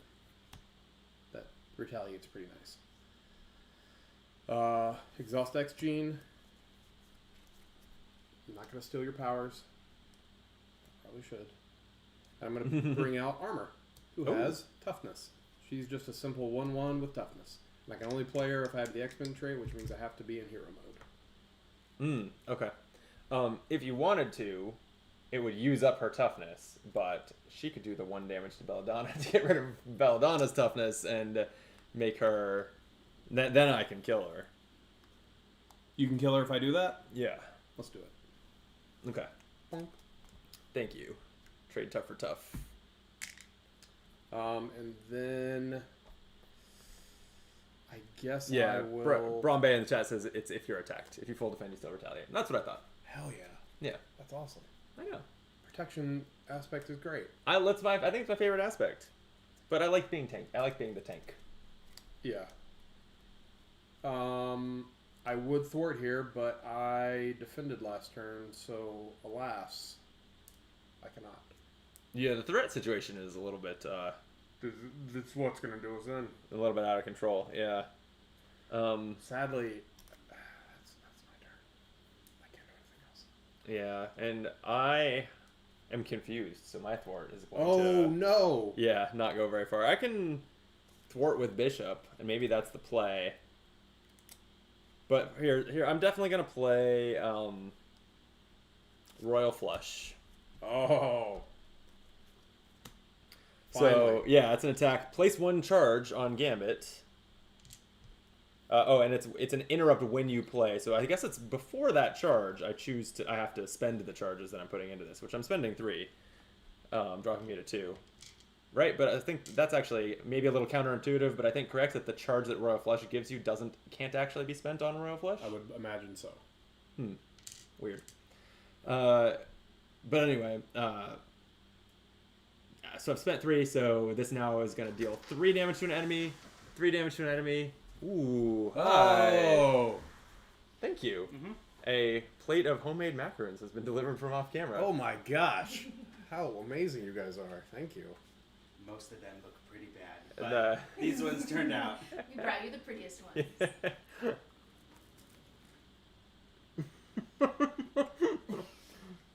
Sorry. That's good. My husband and friend who made them were both standing just off camera like this, like watching our reactions. I was laughing at that, not at the cookies. The cookies are Are you delicious. talking to your ones of watchers? We have like half a dozen. What are you talking about? That's great. 6. Hi, viewers. Thank you. Viewers at home. Thank you guys. You're welcome. Not bad. Messy.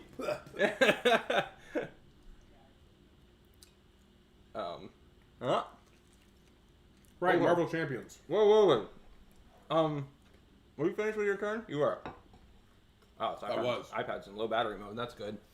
You were in the middle of Royal Flushing. Mm-hmm.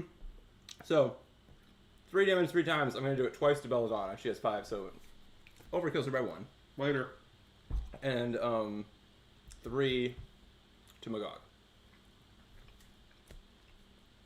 That's awesome. Yeah, it's fine.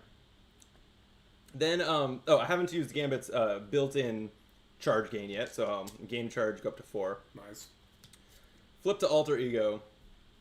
And I'm going to take a thwart action to get rid of his confusion.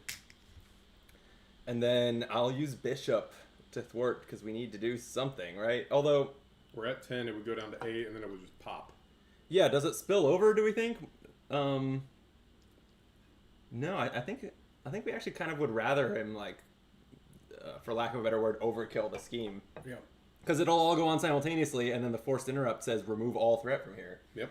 Okay, so is it worth having the Bishop thwart pump up the crowd, or would I rather keep him around for extra attacks later? Oh, right, because this isn't going up 4, it's going up 6. Yeah. I would say... Shit, man. Well, I would say get... I think we get thwarting. Yeah. Okay, so damage on Bishop. 2 off there. Remove 2 from pump up the crowd. And as I lick my fingers.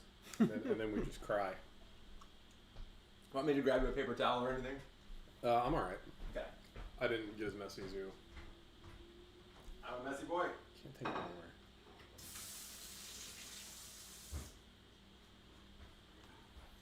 Alright, so I'm still first player, meaning... Alright, so let's refresh everything. We're done, right? Or are you done with your turn? Yes, done with my turn. Okay. So. Bigger hand size, always nice.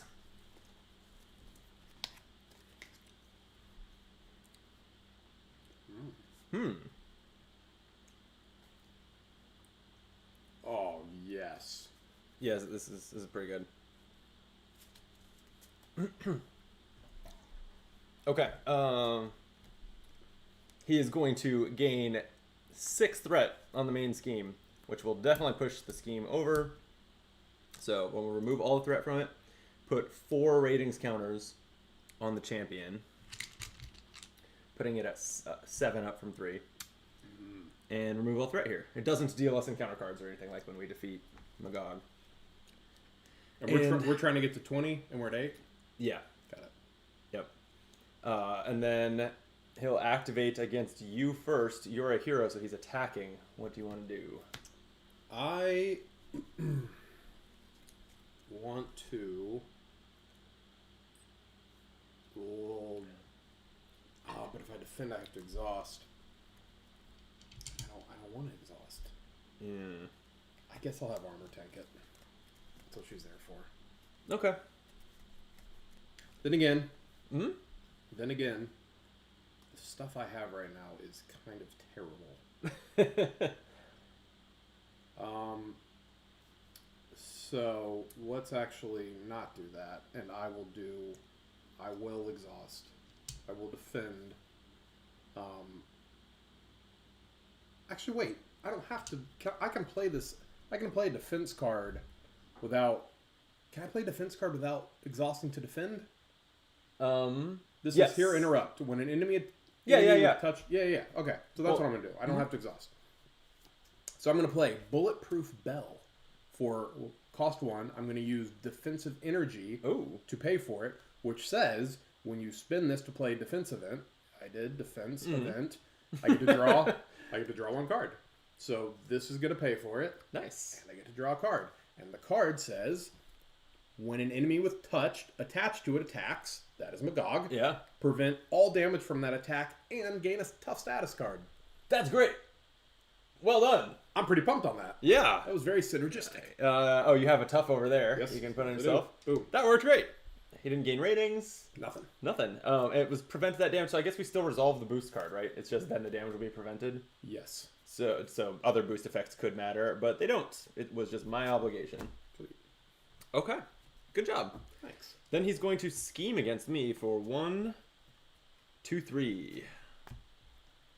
Okay, 3 threat on the main scheme there. All right, and then an encounter card each. What you got? I've got Mojo in the middle. Each obligation gains 1 acceleration token, icon, which is great because we don't have any. Response. Ooh. After player discards an obligation... Oh, and this is an environment. Okay. Oh, interesting. Huh. Okay, after player discards an obligation, that player draws 1 card. Interesting. Mm-hmm. When revealed, discard each other setting environment in play. If this card was revealed from the encounter deck, it gains Surge. Oh. I was like, this is great. Nothing... Until the Surge, that all sounded good. Oh. What else you got? All right. The Odd Couple. Obligation. Reduce your ally limit by 2. Okay, you're all right. Yeah. Alter Ego action. Exhaust 2 characters you control. Shuffle an ally from your discard into your deck and discard this obligation. Okay, and so from Mojo in the middle now, that has an acceleration icon, but you draw a card if you clear it. So we are currently looking at 7 acceleration across the board. Or 7 threat, yeah. 7 threat per... We're also pretty close to the bottom of the encounter deck, which will accelerate. Oh, gosh. This is a lot. This is a lot. We got to start pumping out damage. Yeah, did we not already go through it once? No, we haven't been through it once yet. Yeah, it's not a big deck, but it's still been big enough that we haven't. And there's been nothing, thankfully, nothing that's like discard cards in the deck till you find a specific thing. Oh my gosh. We haven't. That's what burns through a deck so fast. Okay, my encounter card is Guild Assassin. This is from my Nemesis set.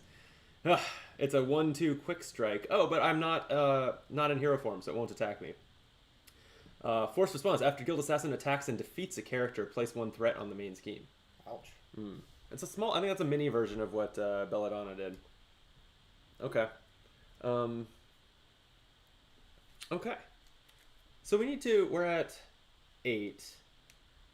We need to defeat him twice more. So he essentially has 35 hit points. Yeah. Which is a lot, but it's enough that if we do some damage, we can start talking about, like, can we do a big turn at some point soon. For now, though, I think... and I'm going to take first player, right? Yeah. For now, I assume our priority is what's the opposite of pumping up the crowd? Bumming out the crowd. Cooling down the crowd. Bumming out the crowd. Global warming will take us all eventually. Oh, come on, man. You're bumming us out. Okay. I can do that.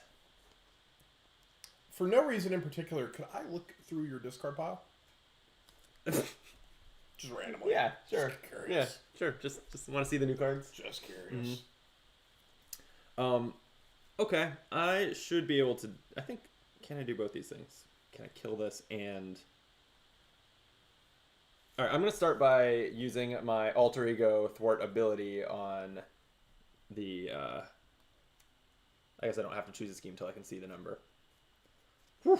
All right, well, I will get rid of this assassination attempt, which has 1 boost on it, so it's going to remove 1 threat from the side scheme. The card that I'm leaving on top is Advance, and since this is, if nothing else changes, this is going to be a boost card. That's good to know. A 0 boost. Yeah. That's great. Oh, and I'm going to move the odd couple over here just so it's out of our, like, zoom in area. Okay, then... Can I pay for all this stuff? I can. Great. I'll pay for it with Genius. I'll play... Here's your discard pile back. Thanks. For no reason. Is it intact? It's not. I see you pulled the card out of it. Breaking and entering. Play only if your identity is a spy or a thief. Remove 3 threat from a scheme. Boom. We're down to 2. For my next trick. Oh, I'm exhausted. How many spy and thief cards are there? Black Widow? I don't know what else there is. That's pretty interesting. Might just be those. Black Widow and Gambit. Is, yeah, it's like Agent Coulson isn't a deck, right? No. Isn't a hero. One day. Yeah. I can't think of anyone else who would be spy traded. Yeah. Okay, I'm going to flip. Let's see. I mean, I guess you might as well give me Moira's card draw, because I don't see you flipping 2 hero form this turn, right? Oh, you should totally I'll take it. Thanks. Absolutely. Finally, someone used it. Oh, come on. Where was this 10 seconds ago? Oh, this buffs my Thief Extraordinaire ability on my Alter Ego side, awesome. That I just used. That's awesome. I will try it. I'll see if I can keep that in my hand and play it later. So I will pay 3, including Dazzler. Dazzler costs 4 though. Who's got money for that? Stealth Strike. Deal 4 damage to an enemy. If that enemy is defeated by this attack, remove 2 threat from a scheme. So I will defeat Guild Assassin with that damage and remove the last threat from Pump Up the Crowd. Brandon! And when we, what was it, when we bum out the crowd, we get 2 ratings counters. That puts us at 10. Oh, it does! Do we think this is a good thing? And wait, is that an obligation? No, it's just a side scheme. Mm-mm. Do we think it's a good thing? It fucking better be a good thing. Yeah, right? Okay, so the challengers flips from the booing crowd side to the cheering crowd side. It has an ability called Tag Team. Forced response. After the challengers flip to this side, search the encounter deck and discard pile for the surprise contender and put it into play engaged with the first player. If already in play, give it a tough status card. And that's now, not good. That's not good. No, that's bad. That's bad. And now, to win the game... And then to win the game, you need 20 ratings, which we knew already, but it's printed there. So, the contender... I think I saw it go by. I think it's in the discard pile. I did too. But annoyingly, we have technically searched the draw pile and have to shuffle it, right? No. Getting rid of the boost card on top? Didn't it say discard pile?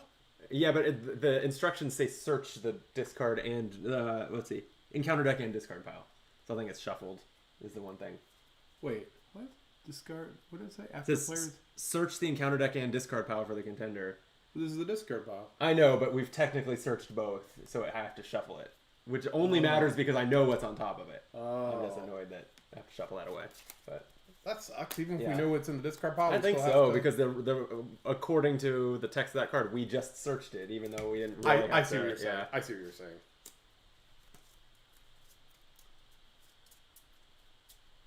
Oh. Brombe says Spider-Woman's a spy. I don't know Spider-Woman. Yes. She totally is. Okay, what have I gotten myself into with the surprise contender? Not great. He's villainous, which means he gets to take boost cards. Oh boy. 1/2 villainous. 14 hit points? He's a clone and elite. Force response. After surprise contender attacks and damages a character, place a ratings counter on the champion. Oh man. When defeated, place 4 ratings counters on the challengers. Oh, so that would get us to 6 away, where then we only have to defeat Magog once. This is actually a good thing, sort of. It allows us to get the ratings counters we need with a little less damage, except he's going to be attacking me in the meantime. What a scenario this is! It's an interesting one. It really is. I do feel like we are in a gladiator. Yeah, arena. It's doing a really good job of capturing that. That is cool. Very good. Okay. Anything else you want to do? Well, good question. I don't have any more cards I can play. I have Bishop, who could attack for 4. Or thwart for 2. I guess at this point, since his big-ish attack will be, boy, maybe I should have stayed in Alter Ego form. I'm at low health to be in hero form right now. Oh, yeah. I'm realizing. I'll be probably defending on my next, in the next villain phase. Yeah, maybe Bishop will even end up defending. We'll see. But I'll just have Bishop thwart. Because there's no reason to keep him with 2 hit points when his attack would be 2 damage. So he'll thwart, taking 2 off the main scheme. Okay. That's it for me. Okay.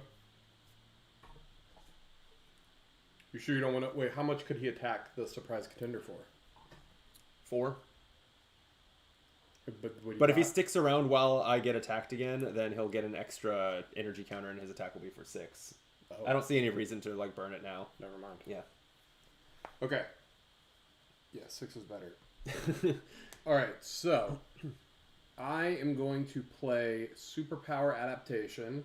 I'm going to search your deck for an event card. Seems like you've already done it. Or Found it. Discard pile, right? Discard pile, what did I say? Yes. Search your discard pile for... And also, did I have to be touched? Yeah, so I have to... Touch me, baby. Touched Gambit. Gambit is now touched, which means I get... I'm a hero, so you are stalwarts. I'm stalwart. Good luck stunning me. I took your charged card. Are you playing it? I'm going to. Deal 4 damage to an enemy for this attack of Gambit. Its ability removed. So it's weird. Interactions like this are weird. It is, but throw to card only triggers when I play an attack event. So I think there's no way to use the counter removal aspect of that. So that's fine. I just needed it for the 4 damage. So I'm going to pay for it with this 2 energy right here. Okay. I'm doing 4 damage to the contender. I think that's I think that's the play. Okay. And then I am going to also... it would be stupid of me not to... You know what? I'm gonna retcon this a little. I'm gonna hold on to this energy. I'm gonna just change how you paid for it? Yeah, sure. Yeah, just do that. Yep. And then I will have Rogue punch the surprise contender right in his dumb face. I have a question. Yeah, hit me. So, you showed me buy the same token. Who makes the tokens that we're playing with, and they're great. They made touched tokens. Yeah. Why? It's just a card that's only ever in one place. I like what? In what way would that improve your game experience? No, they were for something more specific, weren't they? They wouldn't have been just for the touch. They would have been for... Oh, you know what? No, I see what you're saying. You would put the token on the person that's touched. So it tracks who is touched. So it just saves you. You're just moving a token instead of a card? Right, like you keep the reference card next to you, and then the touched is who has the thing. I get it. Because it is annoying when I'm like looking the like, picture what you showed me had like 5 of them in there on their Instagram. I guess like you would definitely not need more than one, right? No, you're right. Anyway. No, you're right. It was an aside that I felt important when I brought it up. Yeah, but also jamming it in their eye. No, it's. Oh, and they just put 4 of them in there to just show the 2 sides and everything. Okay, yeah. But yeah, I don't think I feel the need to replace one card with one token. That said, great tokens. Oh yeah, they're good tokens. No one's saying they're not. Great tokens. This stream brought to you by the same token. Boy, I wish. I wish. Because they're very expensive. It's true. They're very expensive. Okay. Yeah. I think we're good. You can put that in your own. Butner's moving soon, so I won't have access to these tokens anymore. So buy the same token. Call me if you want me to keep playing on stream with your tokens. Oh, that is... I'm going to need some help. A pretty sweet deal. Yeah. We'll hit them up. Maybe they're interested. This is still in play, right? The odd couple? Yep, you still have a limit of 1 ally. Yeah, I don't really care about that. It is causing an acceleration because of Mojo in the middle. That I care about. Exhaust. So if I... Well, it's too late. I already did. Yep, you've just doomed us. Actually, I flipped it without saying what I was going to do. I was going to do 2 damage for the surprise contender. Oh, yeah. And I'm not... I guess, actually, I could get rid of this, because I don't want that... No, okay. So I will do that. I will exhaust her. I will exhaust her armor, because armor's not going to attack. I'm just going to use her for a blocking. So let's get rid of this. And then let's... After player discards an obligation, that player draws 1 card. Enjoy. Okay, so maybe this will actually be something I can do something with. Not today. That worked out well. Okay, we'll see what happens there. I don't really need to defend. I've got tough and sand and ally. I need defend. I could, if you need a chump blocker. In fact, I would probably take you up on that from armor. Yeah. Because I'm gonna get attacked twice, and I have 4 health. You're gonna get attacked twice? Once by the villainous minion engaged with me, and once by Magog. Oh no. Okay. Yeah, this is probably not the best line of play, the one I took that landed me in hero form with 4 hit points, but it's what I did. Tough game. Yep. Tough game. Okay, so that ends my turn. Okay, so villain phase. Well, after we ready up. Refresh and drop to our hand size. Oh, this is amazing. We said at the start of the game that we were going to, because we're playing blindly with starter decks that we shuffled without even looking at them, but we did notice that our signature allies overlap with each other. We're just gonna play with them. With that said, my rogue ally is incredible. She costs 4. She better be. She costs 4 with the cost reduced by 1 for each charge counter I have. So right now she's free, and she's just a 2/2/3 tough. Wait, what? 2/2/3 toughness for free. Seems good. That's If I survive to play her, she's gonna be good. Yeah, that is nice.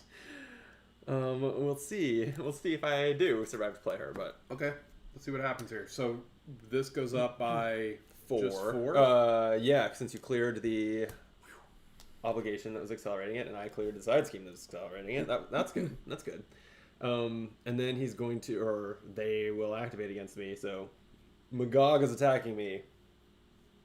Yeah, maybe I even want to just keep my hero up, and maybe I chump block with Bishop and let you chump block with armor if you're willing. No, I'd rather defend. I'd rather defend for you. But then aren't you risking dying? No, because I've got toughness. Oh, you're tough. Okay, yeah. And I've got some defense events. I just want Bishop to do that 6 damage. Yeah. Okay. Because we're gonna need that on him. Okay. Well, against the villain's attack, start with armor? Yeah. Sure. Defend with armor for 2. He attacks for 2, 3, 4. So, no, this is good. I just have to call out the goodness of this card name in a like TV themed encounter. Break a leg. Very good double meaning. That's good. Very good double meaning for a card name in this Very encounter. good. Anyway, so yeah, Armor's leg was broken. Sorry, Armor. But then the surprise contender attacks me. So I could just, if I use my defense here, I will live. So that's an option. But I'm also... Or I could play this and give you... I could defend against the attack. I would get +2 defense. And if I take no damage, I can remove 2 threat from the scheme. That seems good. Yeah. You want to defend with that, and then hopefully Tough even survives, because that makes it so you don't take any damage. And then when he attacks you, Tough just prevents it. It seems like a good line. Yeah, my question is, do I want to use my last counter on my Judica skill to guarantee? Because if you flip a boost icon with 3, then I won't remove that too. I'll risk it. I won't risk it, I mean. We'll get rid of the Judica. Let him attack me. Let's see what he does. Or no. Surprise contender. Attacks you for 2. And he's gonna boost. He's villainous, so he's gonna boost you. Yep. By 3. Glad I did that. So 5. So you did take a damage, right? No. Did not today add 2? I don't. So I because you did the Judica Yeah. also. Okay. Sorry, I was looking at the chat. Oh, good. So that was glad I did that. So now we remove 2 threat from the scheme. Yep.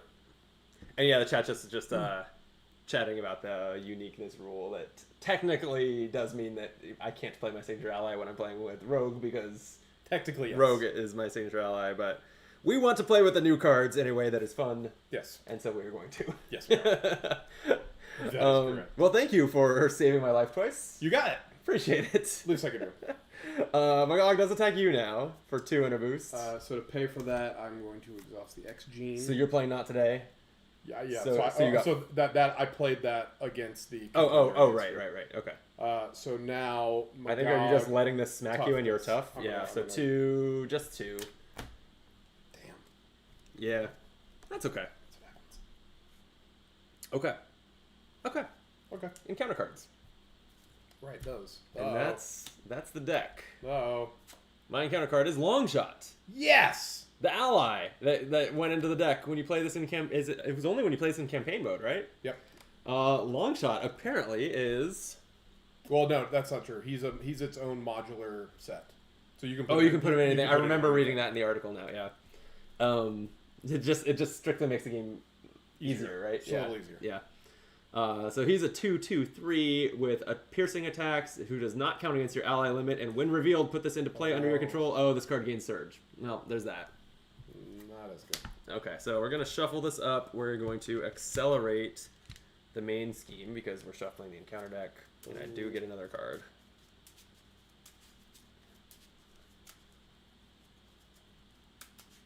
It's fine though. It's fine. Yeah. It's gonna be fine. Yeah. Yeah.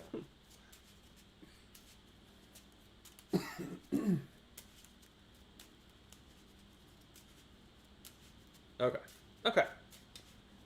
My for real encounter card is... Hard to complain about a free 2/2. Which you're about to get a second one of, by the way. And? With Rogue. Oh, true. Yeah. Family Matters. Hey, we know that one. Seen this before. Treat the printed text box of each support you control as if it were blank. I don't have any supports, so Right. I can live with this.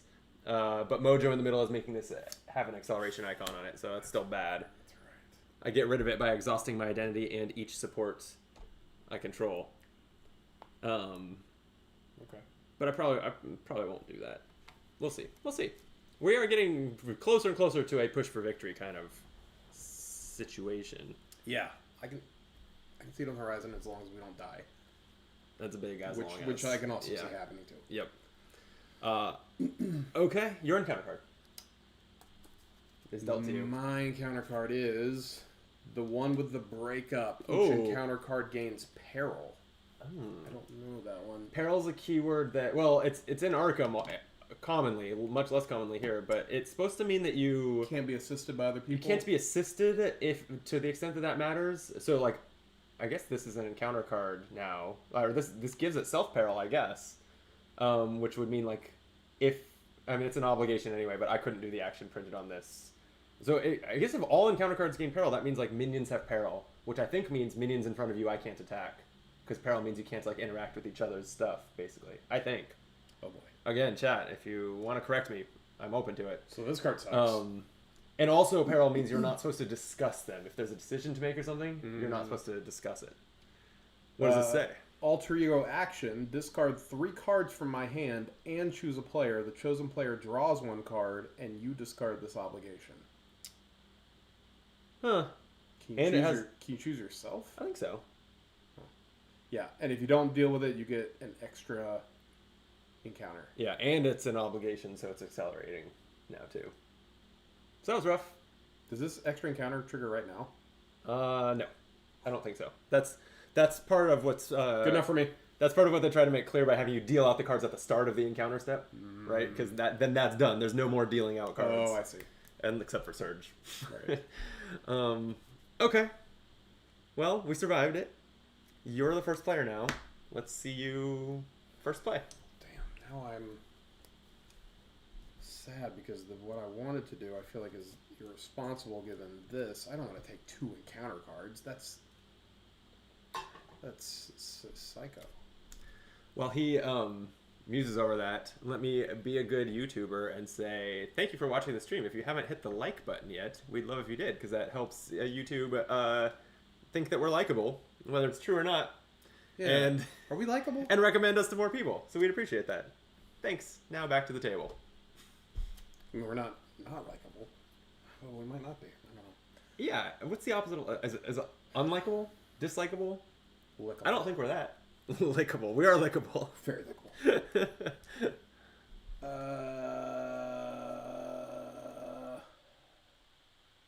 I'm going to do the responsible thing.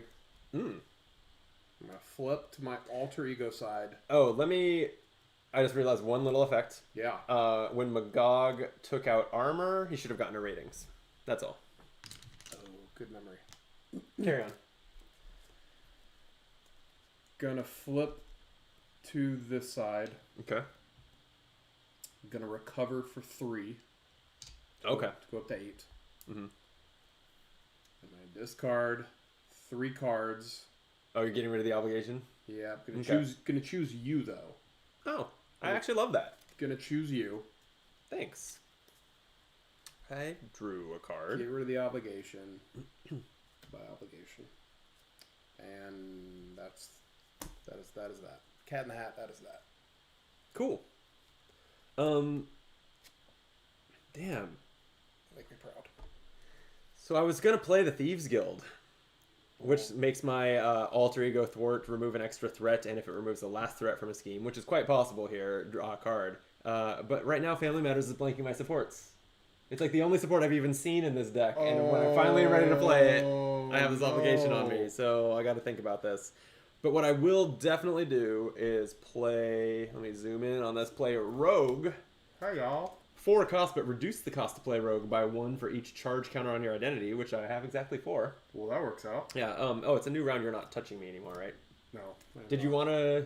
Oh, you're in alter ego form. Yeah. Okay. Resets it. She's also tough, which is great because I could use a defender. And that's it. No fancy abilities once she's in play. She's just variable cost. Now wait, is Bishop not at 3 charge? Because you got attacked twice last round. Doesn't he charge up when you get attacked or you take damage? That's interesting. After an enemy attacks you, I think you defended both, right? I think they didn't attack me anymore. Is actually how that works. I didn't think about that. Shit, it's the your defense. It's the you thing. Your defense steers the attack towards you. Yeah. You got attacked. Armor got attacked, and then I. That is annoying. But that's fine. The bishop will be there later, I guess. You take out this surprise contender. So let's see. Since I guess I'm not playing the Thieves Guild anymore. I'm gonna take a charge counter via my regular ability. So I'm up to 5. And then why don't I play? What's the surprise contenders at? 10 health. Go figure. Oh, I can finish off with a long shot. So I'm gonna pay 3 for. What, you can kill him right now? Yeah. Oh yes. Do you have a royal flush? I do have a royal flush, Yes. so I'm going to pay 3 for it. Included in the cards I'm spending to pay for it is molecular acceleration, which gives me a charge. Boom. And then I'll spend 3 charges to buff its damage. And then this was royal flush, so I've spent 3. I'm down to 3. But then You get this 1. gives me 1, so I'm back up to 4. And it deals 3 damage to an enemy 3 times. I'm going to point all 3 of those at the surprise contender. Pew, pew, So pew, pew. that's going to put it at 13 out of 14 health. Then a long shot comes in. Yeah, and then I think that's the one to finish it off. So Sniper. long shot will attack, taking a consequential damage and dealing 2 to surprise contender. Defeating it. Oh, man. And the crowd goes wild. Hey, cheering! We gain 4. Yes. We gain 4 ratings. All right, so we're at 14 out of 20. Now all we have to do is defeat Magog. You know what's, there we go. You know what's interesting about Magog, or about the way this scales, is it's like, it scales exponentially, right? You need... Oh, no, never mind. I was going to say the number of ratings you need to win with more players increases and the amount of damage you have to deal to him to do it, but the amount of ratings you get for damaging him also increases. It just all scales. Never mind. I see. Yeah. At a point, if all of your ratings numbers scale times the number of players, why not just make it 10 and not scale it? I don't know. I can't think of I have not seen a time when we got not an increment of the number of players' ratings. I'm wondering why it scales at all. Anyway, Royal Flush defeated... Royal Flush plus Longshot defeated the surprise contender in a huge plot twist. How do I post your story into my story? Oh, I didn't tag you in it. Oh, it had that. Yeah, I can do it in No, a little bit, but I'm all thumbs with Instagram. I was making sure I didn't know how to do something. No, so then I'm gonna flip to alter ego and exhaust to be a thief extraordinaire. I'm gonna look at the top 2 cards. Geez, I get the worst boost icons, but defend the title has 1, so we'll remove 1 threat from the main scheme. Peril only matters when you're resolving the encounter card. Is some info from the chat. Thanks. So here it really only stops canceling when revealed effects for other people. Oh, like if you are Black Widow or someone who canceled when revealed effects. Okay.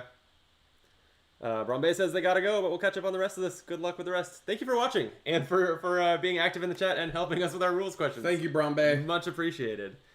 With that, I have 1 card left in hand that I can't play. I didn't want to use Rogue yet because she's tough and can defend. Yeah, okay. That's it for my turn.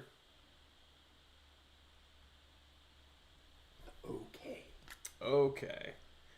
Let's go. Let's refresh. Long shot's good. You know, let's put him in all my games. Yeah, that helps. It's a weird thing to just be like, yeah, here's a card you can put in any counter deck you want, and it'll just make the game easier. And it even has no boost icons on him, so if you don't draw him as an encounter card, he still makes the game easier. Doesn't hurt. Okay, so we draw back up. Oh, we're both in alter ego. Hell yeah, we are. But the scheme's in decent shape, so he's going to put. Let's see. I have Family Matter still in play, so it's accelerating, and he has an acceleration counter in play, so 6 getting added, putting the main scheme at 8 out of 12. That is a little scary because now he's scheming. So this is probably the turn that we try to sprint towards killing him. I have 3 allies that can all attack, so I feel pretty good about being able to do that. I just got old Remy LeBeau. Yeah, let's make sure to see him played. And I got that. I got it too. Beauty and the Thief. We can team up for the win. He's going to scheme against you. How much damage do we need to do? 15. I think we can do it. I think it's gonna be no problem. Yeah, I think I could also single-handedly do it. Great. But he's gonna scheme for 1, just the 1. That's right. I left that on top. We knew that. So he's at 9 out of 12, and he's gonna scheme against me for 1, 2, 3. So he's gonna just advance the scheme. So this is actually the one wrench, is that we're flipping the Champions crowd card, right? We're adding 4. It's going to put something into play that lets us not attack him. So he's at 12 ratings now, and we flip to the cheering crowd side. Forced response. Underdogs. After the champion flips to the side, each player draws 1 card. Oh, you know what? At one point I was going to say, like, when ours flipped, it was bad for us. So when this flips, it's got to be good for us, right? That's awesome. I didn't actually expect it. I thought that it would be bad both times. Yeah, we just each draw 1 card. Yeah, okay. Why would we expect anything good to happen? Yeah. And then this just says if there are 20 ratings, 2 times the number of players, then we lose. So, wow. A rare blessing from the scenario. Oh, there's another upgrade in this deck that I just hadn't drawn. What? I'm probably not playing this game, but this card's great. As a response, so Gambit's Guild Armor, after Gambit defends against an attack and takes no damage, exhaust this to ready him. Free defense is always pretty good. That's why he has 3 defense. Yep. Oh, that's really nice. Or his 3 defense is why he has this. However you look at it. Sure. Yeah, that makes it way more sense of why you would want to. Does, yeah. Oh, you could use your agility. We still have encounter cards before we can declare victory here. So, what's yours? Please, nothing weird. Okay. The odd couple again. Okay, reduces your ally limit. That's fine. Not a problem. That's fine. Okay, and mine is defend the title, treachery. Uh-oh. When revealed as an alter ego, place 2 ratings counters on the champion. Okay, I'm glad that we weren't like so close that we would lose. Okay. If I was a hero, just out of curiosity, Magog would attack me, and if a hero defends against attack and takes no damage, place 2 ratings counters on the challengers. That's cool. Oh, that doesn't scale with the number of players. So there's something. There's something that makes the scaling make sense by having an effect that doesn't scale, but still weirdly complicated with all this scaling. Very cool. Yeah. Okay. Cool card. So, but what happened there is just he got 2 more ratings, which is not great. Yeah. Okay, let's. But yeah, I wanna make sure that you get a turn to play your Gambit ally. Well, I mean, I just want us to win. So if you want to just blast them, Vicon Dios. I am only in need of ally, so I can do super easily 10 damage. Okay. So easy. I think I could do all 15, but I'm gonna hold off. No, do all 15. I want to see it. I would rather see it. I want to see 15 damage done to this guy. You sure? Yeah, I'm positive. All right. If you say so, then I will. I finally drew the X Mansion. Wasn't there some event that was like? Yes. Mentioned the X Mansion. Yes. Anyway, it was the one where they're all in class. Right. I'll flip back to Gambit side. I'm ready. I didn't ready myself before. Do you want an extra card? Why not? Moira gives me a card draw. Oh, it's energy. That's pretty nice. Okay. Well, I will pay for Beauty and the Thief with Passion for Justice. So I'm playing this for a thwart event. It would remove one additional threat. Unfortunately, the thwarting part of this doesn't even matter. I'm just playing this to play a card we haven't played yet. Beauty and the Thief is a seemingly incredible team-up card. Yep. 2 costs, requires Gambit and Rogue. And it's an attack thwart action. Deal 4 damage to an enemy and remove 4 threat from a scheme. Very, very strong card. Although I guess maybe the situation is maybe showing when it's not that strong, is that those need to both be applicable for this to sure. So it's got that niche aspect. 80% of the game we've had, that would be very applicable. Right. There's only been a small amount of time where it isn't.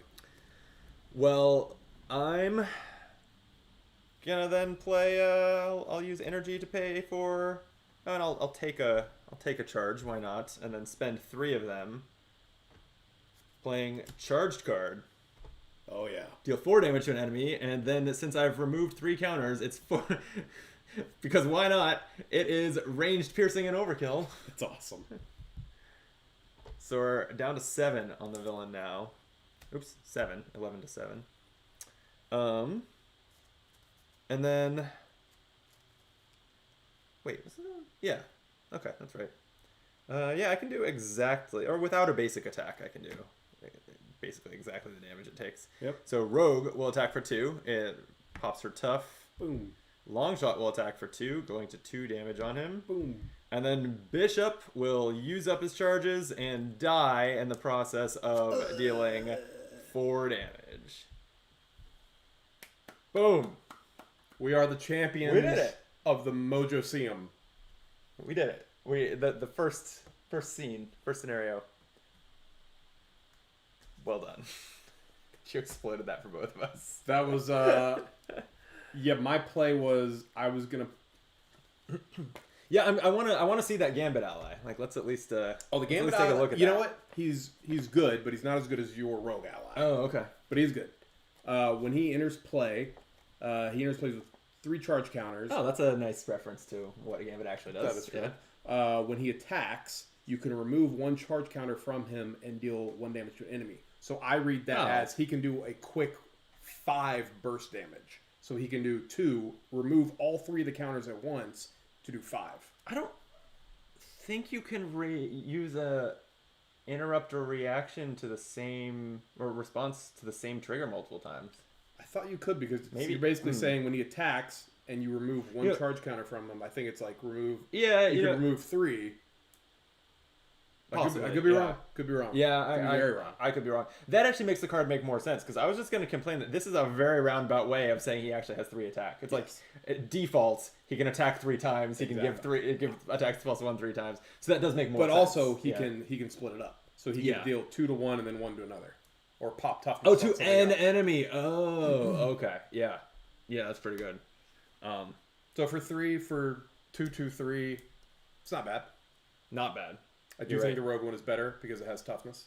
Yeah. And you can play it for fucking free, so that's good. Free cards are good. Yeah. Turns out. Especially when it's something that can do a combination of 6 attack and thwart and first to get a free defense basically because she's tough. I guess, or do a combination of 8 attack and thwart.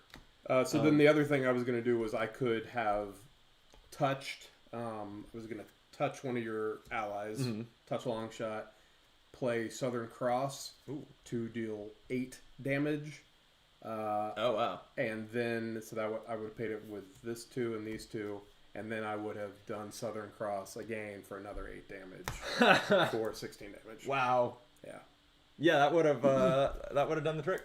That last round, we had a lot of damage in hand. Helps when you get to draw an extra one because of the underdog thing. It's true. That was good. Yeah.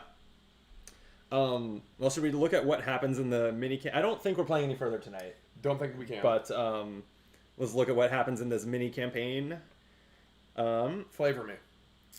On victory, there's no flavor. As always, there's never any flavor when you win in Marvel Champions. Make something up. Yeah. Here, let's. Yeah. Make something up. Oh no, I thought you were just volunteering to make something up. We defeat Magog, leave him in a pile, declare ourselves the champions, but then we hear, not so fast. I'm coming out of retirement to face you. And we turn around and it's the next person. Spiral? Spiral. I don't know. I have no idea who Spiral is, but she's like Mojo's. She appears to be the next villain. So she's tough. She's Mojo's like right hand woman. She's unlike Magog, she has multiple stages, but she also has 2 sides. Yeah. Cool. Spiral is awesome. Seems cool. Well, join us next time when we send her spiraling. Actually, I said that like we were signing off, but I still want to read what happens on victory in the campaign. Oh, right. So, yes. Let's see. Record in the campaign log whether the long-shot ally is in play. Oh, yeah. It was, so... oh, he was in play, all right. Oh, so there's just a checkbox here. Is long-shot in play at game end? So I'm going to check the box. Yes.